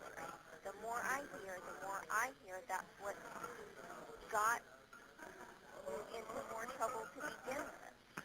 Well, if they are violating the law, what are my options? Just let them do it? You can hear Joe said no. I don't want to hear you say the word lawsuit. From what I hear, this is what keeps getting you into all the trouble that you're in now. She's sick of it. She's done. She's like, no more. I don't want you to sue any more people. And what's his response? Well, what do you want me to do? Just lay down and take it? They're the ones breaking the law. I have to fight back. I have to prove that I'm right. Do you hear that? It really starts to paint this picture of a person who's not only narcissistic, but I think there's more. There's something else. There's something else. Just like Adolf Hitler, you just let him do it? Like Hitler. His response is Hitler. I guess there's kind of a difference of the spirit of how you approach it. Okay. You know, and when you clobber somebody and say, okay, now tell me what you want, they don't listen as good and they don't respond as well. Mm-hmm. And following what, I understand that's how you were advised and that's what you should do, but as far as if that was really wise, probably not. And I would suspect, I don't know, I would suspect that all three, the judge, Schneider, and U.S. Attorney, are nervous that I'm going to go back and sue them again exactly. for all the stuff they did wrong. See, it's all now public record. I mean, it's part of a transcript. Public so record. There's probably a lot of things we could do to make life real miserable for IRS agents because they just plain lied and broke the law. You know, take the complaint. I don't want to spend the rest of my life doing that. Well, that's what I've kind of really talked to the Lord about here. You know, if I get out and the case is reversed, I get acquitted, I'm just going to leave them alone. If I don't get out and they keep me in jail any longer, I'm going to spend the rest of my life going after them. Who does that sound like? Y'all said it sound like GMAN. He made a bargain with God. What kind of Christian talks like that? That's not a Christian, is what I'm saying. You don't tell God what you gonna do if he don't do what you told him to do. You don't get to do that. I've never, that is not something a Christian does. Now, I've been talking to the Lord, and I told him, now, if he lets me out of here and I get acquitted, then I'll leave him alone. But if I don't get acquitted, then I'm going to haunt him for the rest of their life. Me and the Lord have been talking about it. What kind of shit is that to say? I'm telling you, he's not a Christian. Christians don't tell the Lord what to do. That's all I'm saying. Exactly. Why is he even asking her opinion? He just wanted somebody to talk to. Remember, he's locked up right now. Legally. At this time. Different. Just take the complaint. There are all kinds of things you can do. There are criminal complaints, take the complaints. A whole long list of things I can do. Yeah, I really want to, you know, get this acquittal and leave them alone. If I don't get the acquittal, if they end up putting me in prison, I think I'm going to have to start suing them and making their life miserable legally. You know, they've done so many things wrong. You know, I don't want to fight them, but I kind of like, you know, Nehemiah. I'm just trying to build a wall. Now leave me alone. I'm going to get a sword. You know, I would never get anything, do anything violent with them, but I'm sure going to. They sure need to be sued. I guess I don't understand how suing them is going to help, but. Well, Scott Snyder needs to be fired. Okay. He doesn't know how to obey the law. He doesn't understand what his position is. He's got a badge and a gun, and he thinks he's God. He needs to get. You know, I sent him all kinds of letters telling him, Scott, here's what the law says your position is, you know. He doesn't care. And the court's not. You hear that? He's upset with the prosecutor. He's like, I sent him what his position was. I told him what he thinks and why it's wrong, but he don't want to listen to me. Kent Hovind has to control everything. It's his interpretation of the law that's important. It's how he thinks things are supposed to go that's important. He is, in his mind, yeah, he's Nehemiah. He's David. He's Jesus. He's all the things, okay? He is the best con man I have ever seen, and it's terrifying. It's terrifying. I am so happy that Joe is away from him, and I'm happy that the rest of his wives are away. Unfortunately, Kent Hovind now has a new wife. We are on to wife number 5 already, and it's terrifying now because she has children. So things have gotten weird. We're going to get to there in the story. Again, we're still in the 90s or the early 2000s, so we're getting there. I'm going to enforce it. Not this court, anyway. See first.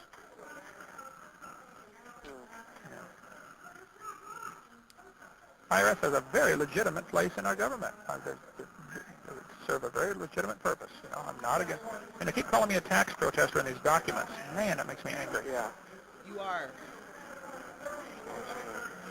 Well, I'm not. They are the tax protesters. They don't like the laws the way they're written, so they enforce them the way they want them to be written, you know. I don't know if because we filed so many lawsuits in the past against them that possibly Snyder and Heldmeyer are afraid that if they don't keep pushing, they'll be sued for all the wrong they've done. And that may be the case. But, you know, if I could talk to them, I would say, look, let me out of here, drop all this stuff, and I'll hold you harmless. If you put me in jail for 5 years, then yes, I'm going to keep going after you, you know, because you've done wrong. But I just want to be left alone. I don't want to fight you anymore. Please, let me out of here, drop this case, leave us alone. He doesn't understand how those are threats. He doesn't understand. To this day, he does not understand how these are threats. Do what I want you to do, or else I'm going to make your life a living hell. If you just leave me alone, then I can go back to doing what I'm doing. I'm not doing anything. Why are you trying to tell people that I'm doing stuff? I'm not doing anything. Just let me do what I want to do, and just leave me alone. I just want to do this. Like, it's wild. It's fucking wild. Go away. Just go away. Just go away. If the wildebeest or the buffalo gets the idea, well, once the lion gets on my back, I might as well just hold still, let him eat me. Parables. He's not going to live very long. As long as I got some horns, I'm going to swing them. As long as I got some hoofs, I'm going to kick. If I got any teeth, I'm going to bite. You know, the lion's going to know he's been in a fight. That's all. Yeah. And, I mean, why did Moses even walk? Why not just say, God, you take me to the promised land? No, God said, get walking, follow this cloud, you know. So I want to follow the cloud. I want to follow whatever leadership God gives me. And, you have 1 minute left. So. Yeah, I want GMAN to stop drinking this. So cheer up. That's what I want. It's going to be fine. Can you do that? I want, for me, it's even just having a hope, and I just don't have that right now. I don't have a hope that's going to be different in our marriage when you get out, because I'm just hearing things that sound all the same, you know. And maybe I need to change. Or maybe you need to change and accept it. Say, hey, that's the way he is. That's the way God made him, so I'm going to love him that way. I mean, that's the other hope. Not crazy. She's like, I just want things to change. I'm hoping when you get out, things will change. And he's like, no, you need to change. You need to learn to accept me for who I am. How about that? Bitch, you're in prison for tax evasion. And she went to prison for a whole fucking year, standing behind you, trusting you. And you want her to continue. You are a piece of shit. You're a piece of shit. Selfish. Selfish. Hope is always that I will change. Maybe the hope ought to be that you will adapt. Yes, sir. Another option, you know. I don't know if you caught that. She said, yes, sir. I want you to hear how meek Joe sounds. It broke my heart. I'm going to love him that way. I mean, that's the other hope. Your hope is always that I will change. Maybe the hope ought to be that you will adapt. Yes, sir. Another option, you know.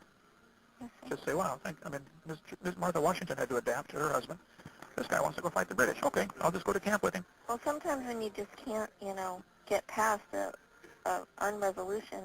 Yeah, I'll call back. I'm going to run out of time here. Okay. And that is, if they let me go, then that is the plan. If they put me in prison, then I'm going to fight them. They have broken the law. Not me, as far as I know. But yes, I've told the Lord, if this is over with, if they let me out. I told the Lord. Now, there's the Freudian slip right there. This is why I say he's not Christian. Christians don't tell the Lord, now look. Who the fuck is going to God saying, now look here, nigga. Now you look here, Lord. Okay? I am going to do X, Y, and Z if you don't do this. He's threatening the Lord. That's not a Christian. That is not a Christian. That's a cult leader. That's what that is. That's a fucking cult leader. You know, drop everything. They should return the money they took and just yes, drop it. Can. But if it goes to prison, then there's all kinds of lawsuits need to be filed against them, one at a time, for dozens of things they've done wrong. I'm not trying to give anybody a hard time. I want everybody to be... I don't know. Hey, question. They are trying to get seizure of the property. Oh, yeah? I think all the masters for every DVD we produce should be off your house or someplace else, you know? Okay. Why is he trying to hide all the masters? What masters is he talking about?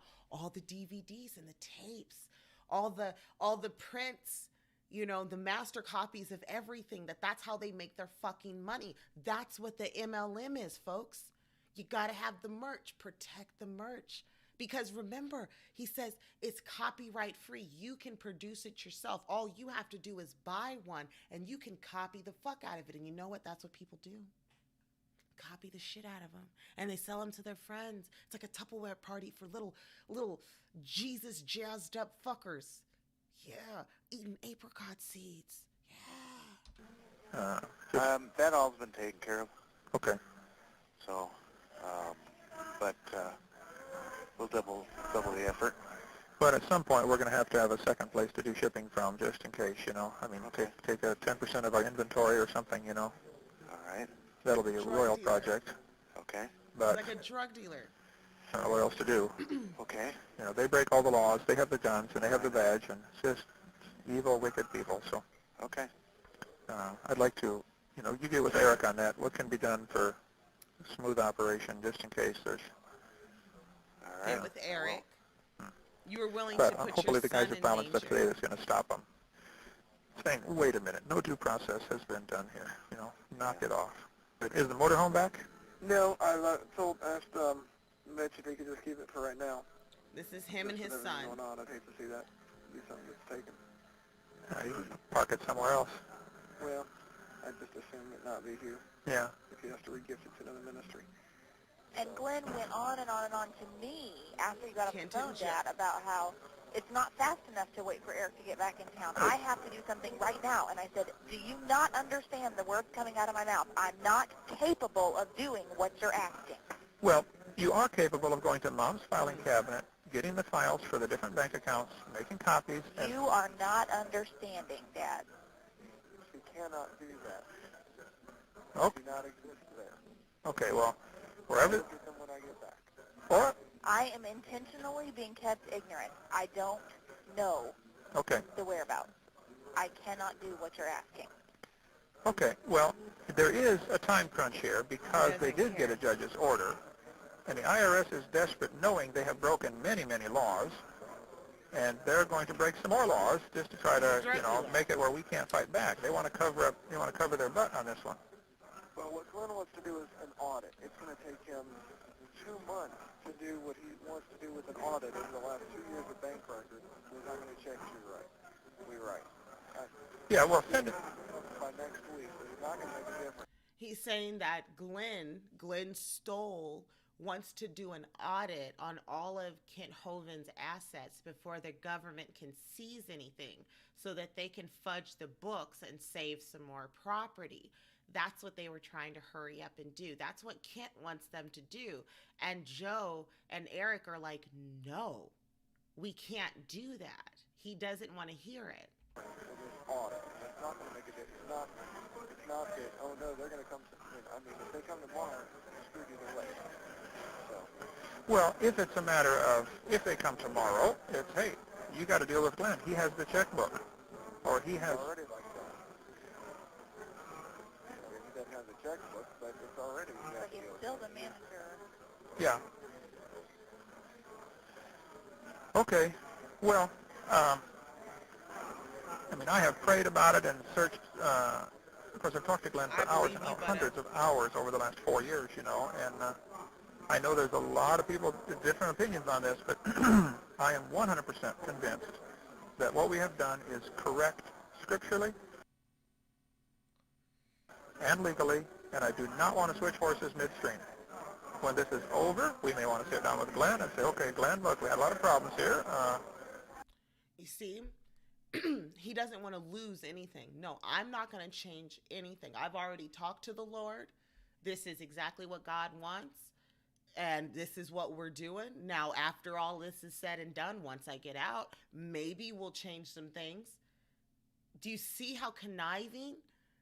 What, this is not a Christian. This isn't how Christians talk. Would you transfer ownership, to somebody else, or should we become a corporation, or whatever? Let's just figure out a way around this. But right now, we've got to stay 100% united. He is it. We're stuck. Where's the mule? Not here. Oh, okay. It's on loan to somebody. It's an expensive machine. I don't think there's any danger of any of that. But you take care of stuff. Cool. All right. I'm trying to manage wisely. Yeah. Now, there's a video that you have to see with Eric and his father. And I think we're going to close on that with Eric and his dad, because there's a huge fallout between Eric Hovind and Kent Hovind because of this situation. Obviously, Eric did not go along with the bullshit. He did not do what his father asked him to do.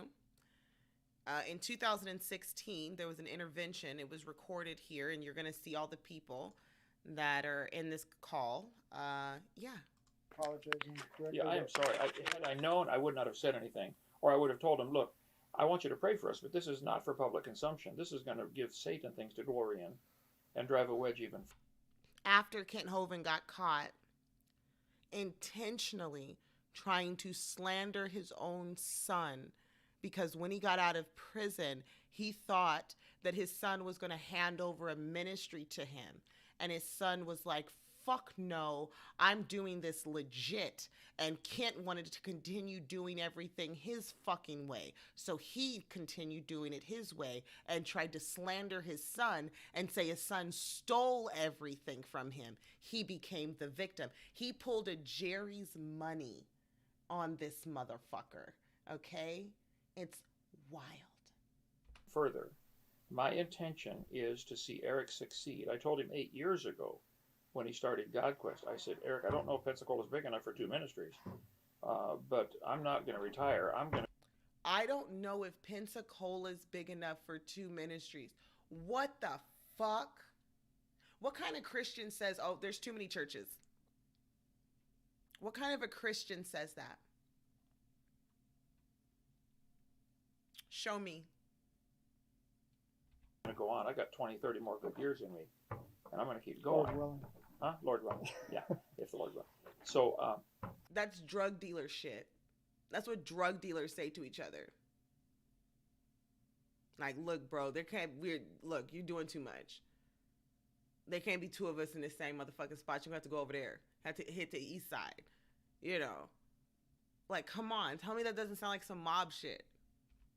And I want him to make it.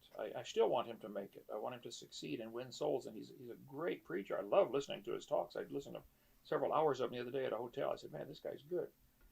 But I want him to do it right. And I will forever feel like I loaned him all the stuff, and he should have simply given it back and gone on his way. He got to use it for 9 years. On that. He loaned him all this stuff. He's talking about in reference to all of the assets he was trying to shuffle around and prevent the government from taking, and everything that was left over after the fact. There was a very small amount of assets left over after the fact, considering. Eric built that ministry off his goddamn back. Granted, he had a nice little stipend, but his reputation was shit. He had to fucking prove himself, and he did. And honestly, I feel so sorry for Eric and Joe, but I am proud of them for being able to continue doing what they do. At the very least, they believe. I believe that they believe what the fuck they're saying. Now, do I believe in what they believe? No, not at all. But whatever, that's what you want to believe, fine. They're not pushing the anti-government, anti-tax, sovereign citizen bullshit. No, they just want to teach people about their 7-day belief. They believe that the earth was made in 7 days. God created animals as we see them. Man was created on the 6th day, and God rested on the 7th. That's what they believe. Fine. There is nothing inherently wrong with that belief and people holding it. I don't care. Okay? Kit Hovind is dangerous in a whole nother fucking level. Point. Now, our understanding is, and Eric, jump in here anytime you want. Do you have anything to say just yet? Yes, but no, I kind of want to just listen. At the same time, I go, do you want me to point out the inconsistencies as we go along? I mean, we get stopped quite a bit, so maybe I should just listen. Yeah, well, first of all, I mean, I think Ken is making an effort to realize, you know, some of the things he said haven't helped and weren't necessary. I don't think the damage can be undone, but it can certainly still be minimized. Yeah. Right. And I've got some simple solutions to minimize everything, and everybody come away a winner. Yeah.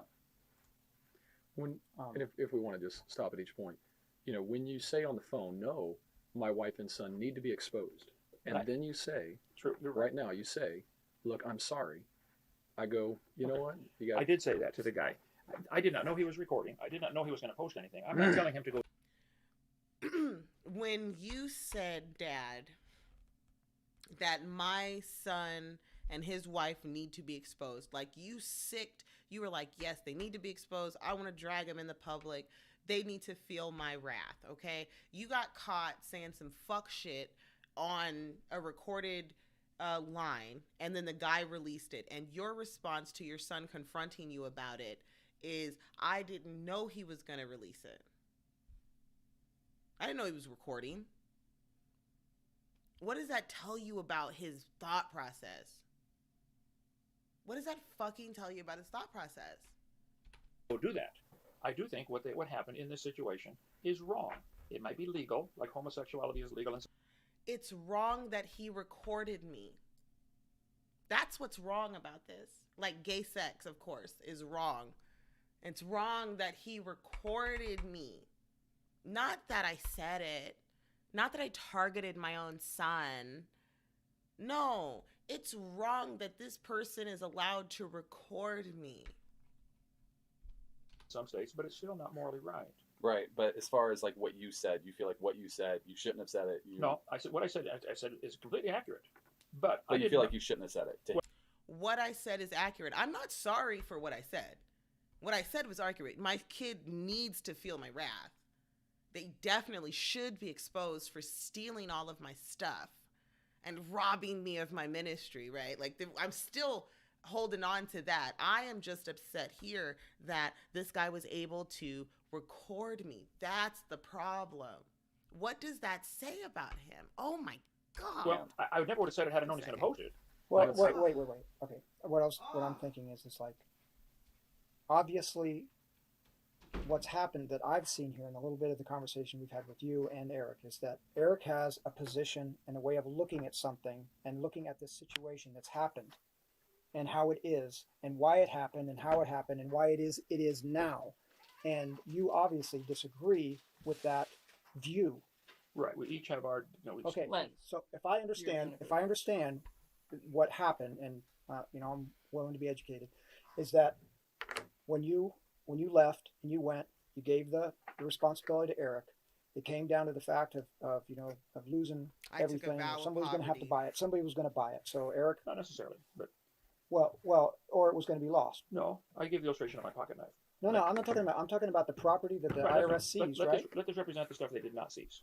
They seized real estate only. Okay. They said, we want this property. All right, but that's what I'm talking about. Right, yeah, right. We'll get to that in a second. But what I'm talking about, and so Eric, you did what you could do to whatever you used to raise the money in order to purchase the property, and then it went where? The property? Yeah. Is in the name of the ministry GodQuest. Okay. So just last year we finally got it. All right. So you got that into GodQuest. Just these two properties. Right. Yeah. Okay. So, and you have a problem with that?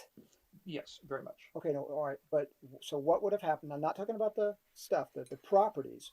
Remember, it's not his property; it's God's property. He had numerous options. My whole point was, and it still is, he raised funds with my mailing list in my name to save the house for me and my wife. He put it in GodQuest and now wants to evict me from the house. I think the whole world has a problem with that. And I think he had numerous options. What he did was good in one sense in that he saved the property. But if I saved your car from your burning garage and said, I got your car out of the garage, but then I take it to me, it's mine now. Well, no, I saved it for you. My point is that it had to go. He doesn't get it. Somewhere. He doesn't get it. I'd like to hear from you, man. What are you gonna do? And the reason he was getting evicted is because he was trying to start up the bullshit again and sell the pamphlets and the DVDs that got them in trouble the first time. That's what he's pissed off about. He's mad that his son was putting him out because he wouldn't let him start up his bullshit ministries again. Of course, might have been a necessary step. 9 months, 10 months ago when I got home, giving it to CSE would be the logical conclusion. Simple, could have been solved. Or 3 or 4 days ago, we got our 501c3, and he said 4 or 5 times, when you get it, I'll give it to. He can still solve this tonight. Okay, well, that's why we're here. We're here to hopefully iron this out. And at the same time, let's keep in mind that none of this stuff is worth. Oh, I agree. I've already moved on. I'm already starting in Alabama. I'll be up there in a month and a half. Somebody else need to take notes or pencils here. So here, let me just say this. This is what I see happening here, and this is what, in a sense, I feel like the Lord is grieved over more than anything. Is that, how do I say it? That you even care so much for this. I know why you care for it. I understand all that. The thing I think about is, what is worse than I need to get it back? Sure. Well, then I would turn around and bless him greatly. And I said this for 10 months. Eric, return the stuff. I will turn around and rent it to you for $1 a year. But it's an admission of ownership. Who owns this table right now? Who owns this pocket knife right now? Ask him. He thinks he owns my pocket knife. Right this minute, he does. Not you or personally. He thinks GodQuest owns it. That's part of the big problem. That doesn't make any sense. There's a consistent confusion between entities. Okay. He thinks GodQuest owns my. So sad. Pocket knife. Can I say something? As a father, son, if I was sitting there hearing what you're saying, and I'm not even your son, I would be hurt to the core. And the reason is whether or not, and Eric's has his own responsibility, but if in Eric's heart he is like wanting to do what he feels that would be good for you, for mom, and for the ministry, and for some reason, and if this is true, then and you're not seeing it, you're not seeing anything or recognizing really anything he did or has done for the last 9 years. The point is that you suffered greatly. I think the whole family suffered too. I mean, I suffered, and I'm not even part of the family. I suffered for you guys. It grieved me. There was times I went in tears to the Lord and said, Lord, my brother is there. I'm here. Whatever you can do, Jesus. I mean, I probably weekly, if not daily, what the Lord's all about is really the heart. I think Eric loves the Lord and wants to serve him and has great potential, and I want to help him and bless him. I think I can be a great blessing to his ministry. Great. Thank you, brother. I mean, if I may, what are your feelings here? Yeah, my feelings, in one sense, my feelings are irrelevant. And that's where I go, okay, when you argue based on feelings, what good does that do? When I look at what did I do to preserve the outreach of ministry, to preserve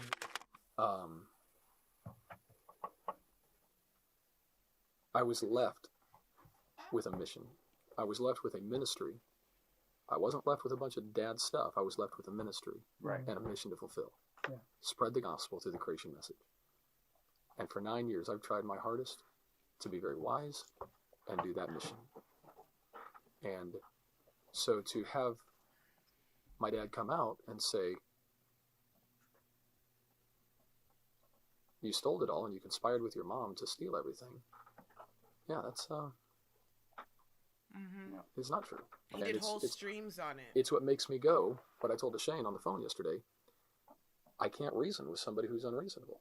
What good does any communication do if that's the spot I'm in? And we can go to bat for the thousandth time in front of you guys. And I can point out, look, there was CSC Trust. There was Kent Hovind personally. Now there's CSC Incorporated and CSC Ministry. And GodQuest was starting. I can show how he very quickly, he took my stuff. Well, actually, it was CSC Trust stuff. Give it back to me. Okay, I can't legally do that. Well, give it to the incorporation. I can't legally do that. Well, now I got a nonprofit. So, and you have a board that. Yeah, and it's true. It's not just me. It is a board of directors that's looking over this. But exactly. But all that does is spur him on. It's difficult to trust what he says. When he says, I didn't want that out there. Yet in what he said, I want this out there. So it was okay for him to tell somebody and that other person put it out there, but not for him to put it out there. If he says, yeah, I really don't want Steven Anderson to talk to Steven Anderson, what would you do if you had a YouTube channel and somebody was roiling on your wife like that? You'd go on YouTube and you would call them out. Sure. You would absolutely grill them. But I think in his heart, he really wants that out there. He wants what he thinks is exposure, and he thinks it's going to help.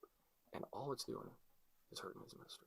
And I mean, obviously, we can see the fruit of what's going on. It's dividing the family.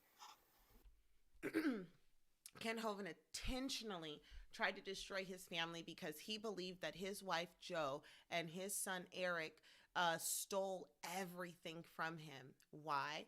Because he's a fucking idiot. Also, here is his fourth wife, Sydney, and we're going to go ahead and get out of here for tonight. We're going to pick it up tomorrow night. This is a series. Do you want to? So this is the fourth wife. This happened recently. So this is just a teaser into what I believe is possibly the darkest part of the Kent Hovind story. And then we're going to play ourselves out. Oh, how you doing, Ann? I love you. Oh my God. Folks, this is Sydney. Sydney is wife number 4, the one that you heard in the video being body slammed. If you have not heard it, you will hear it here, possibly tomorrow. If we get to that point in the story. Like I said, this is a crazy iceberg. Right now, we're talking about Cindy. There happens to be a very disturbing problem at the compound. I'm going to call it that from now on.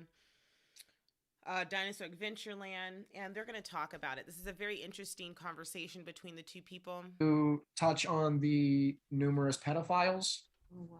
Or do you want to save that for another time? Go ahead.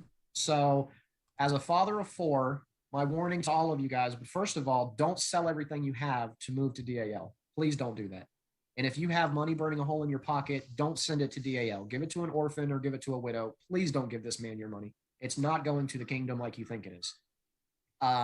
Multiple people accused of pedophilia or convicted of pedophilia are on the property with your children. I want you to understand, nobody who goes to DAL is vetted. No one. My family wasn't vetted. No one there is vetted. He wouldn't care even if he vetted you and you were a criminal. He'd let you on anyway. Exactly. And obviously, Steve was running from the law from Missouri. And that was a lie that Steve told in his video, the one he did at midnight, driving around all high and loopy and giving the midnight tour of DAL. Wife number 3. He said, Chris Jones has been here like twice since I've been involved in 4 years. And I'm like, you liar. Chris Jones was there 4 times in the 4 months I was there, or 3 times in the 4 months I was there. And I didn't even know about Brady Byram at the time.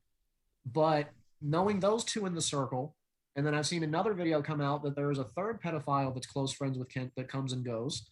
And it's like, man, that is a lot of unsafe circumstances to have in a ministry geared towards children. And it just gets to a point where you have to question, is there something deeper involved here? And God, please have mercy, that's not the case. But it's something that parents bringing your children there need to be aware of. Kent defends these people, and he defends what they did. And even with Chris Jones, he defends it as, well, Chris Jones was just playing strip poker with a 10-year-old. Oh my God. Chris Jones was playing strip poker with a 10-year-old? Like, is that not enough? So if you bring your family there, please keep an eye on your kids. Hello, everybody. This is Theodore Lies the Devil, exposing lies. We're going to get into his beautiful channel. Theodore worked with Kent Hovind, helped him when he was in prison, helped him to raise money with Eric to try to get him out, to help him pay restitution, was working as a video editor for him and a media guy. He has a lot of information to dump, and he is not getting nearly enough attention as he deserves for the stories that he has. This one is a story about him stealing a house, or at least trying to steal a house from a dead man. It was a very interesting story. We're going to get into that. Like I said, this is an iceberg of a story. So we're going to come back tomorrow, and we're going to be playing with a lot more videos. We've got more playlists. There's more of the prison tape. It's ridiculous.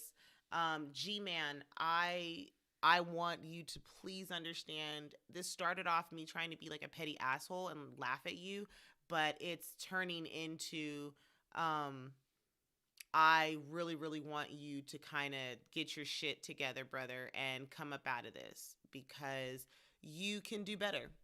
You can. I believe that you can if you tried. My friends, my families, my beauties, I love you, and I'm going to see you really, really soon. I hope everybody has an awesome day, night, evening, whatevs. I'll see you on an outside chat. I'm going to go like take a bubble bath. I want a bubble bath. That's what I want. And I'm going to smoke another blunt because I need to diffuse. I'll see you soon. Love you guys. Run, G-Man. Run. Yeah, we all know this guy, he's a friggin' ass. Yeah, he calls himself a doctor, but he hasn't passed a science class. But even though he says that evolution was just a made-up claim, yeah, I don't know about you, but that is fucking lame. I guess the Flintstones were real, just like the taxes he didn't steal. You're a fucktard, aren't you, Kent? You're a fucktard, aren't you, Kent? And the way that he tries to prove his made-up shit, it's made up shit. He says that science is a lie and the Bible proves it. But what he doesn't seem to know is that Bible that he's claimed to have read, it really sucks, has about as much facts as Evil Dead. I'll swallow your soul. Yes, God is for sale. I hope that you fucking rot in jail. You're a fucktard, aren't you, Kent? You're a fucktard, aren't you, Kent? You're a fucktard, aren't you, Kent? You're a fucktard, aren't you, Kent? I don't think he knows the shit that he believes is just a fucking joke. But what is really sad is people out there buying into the shit he preaches. Yeah. This one's for you, Kent. Check it out. You're a fucktard, aren't you, Kent?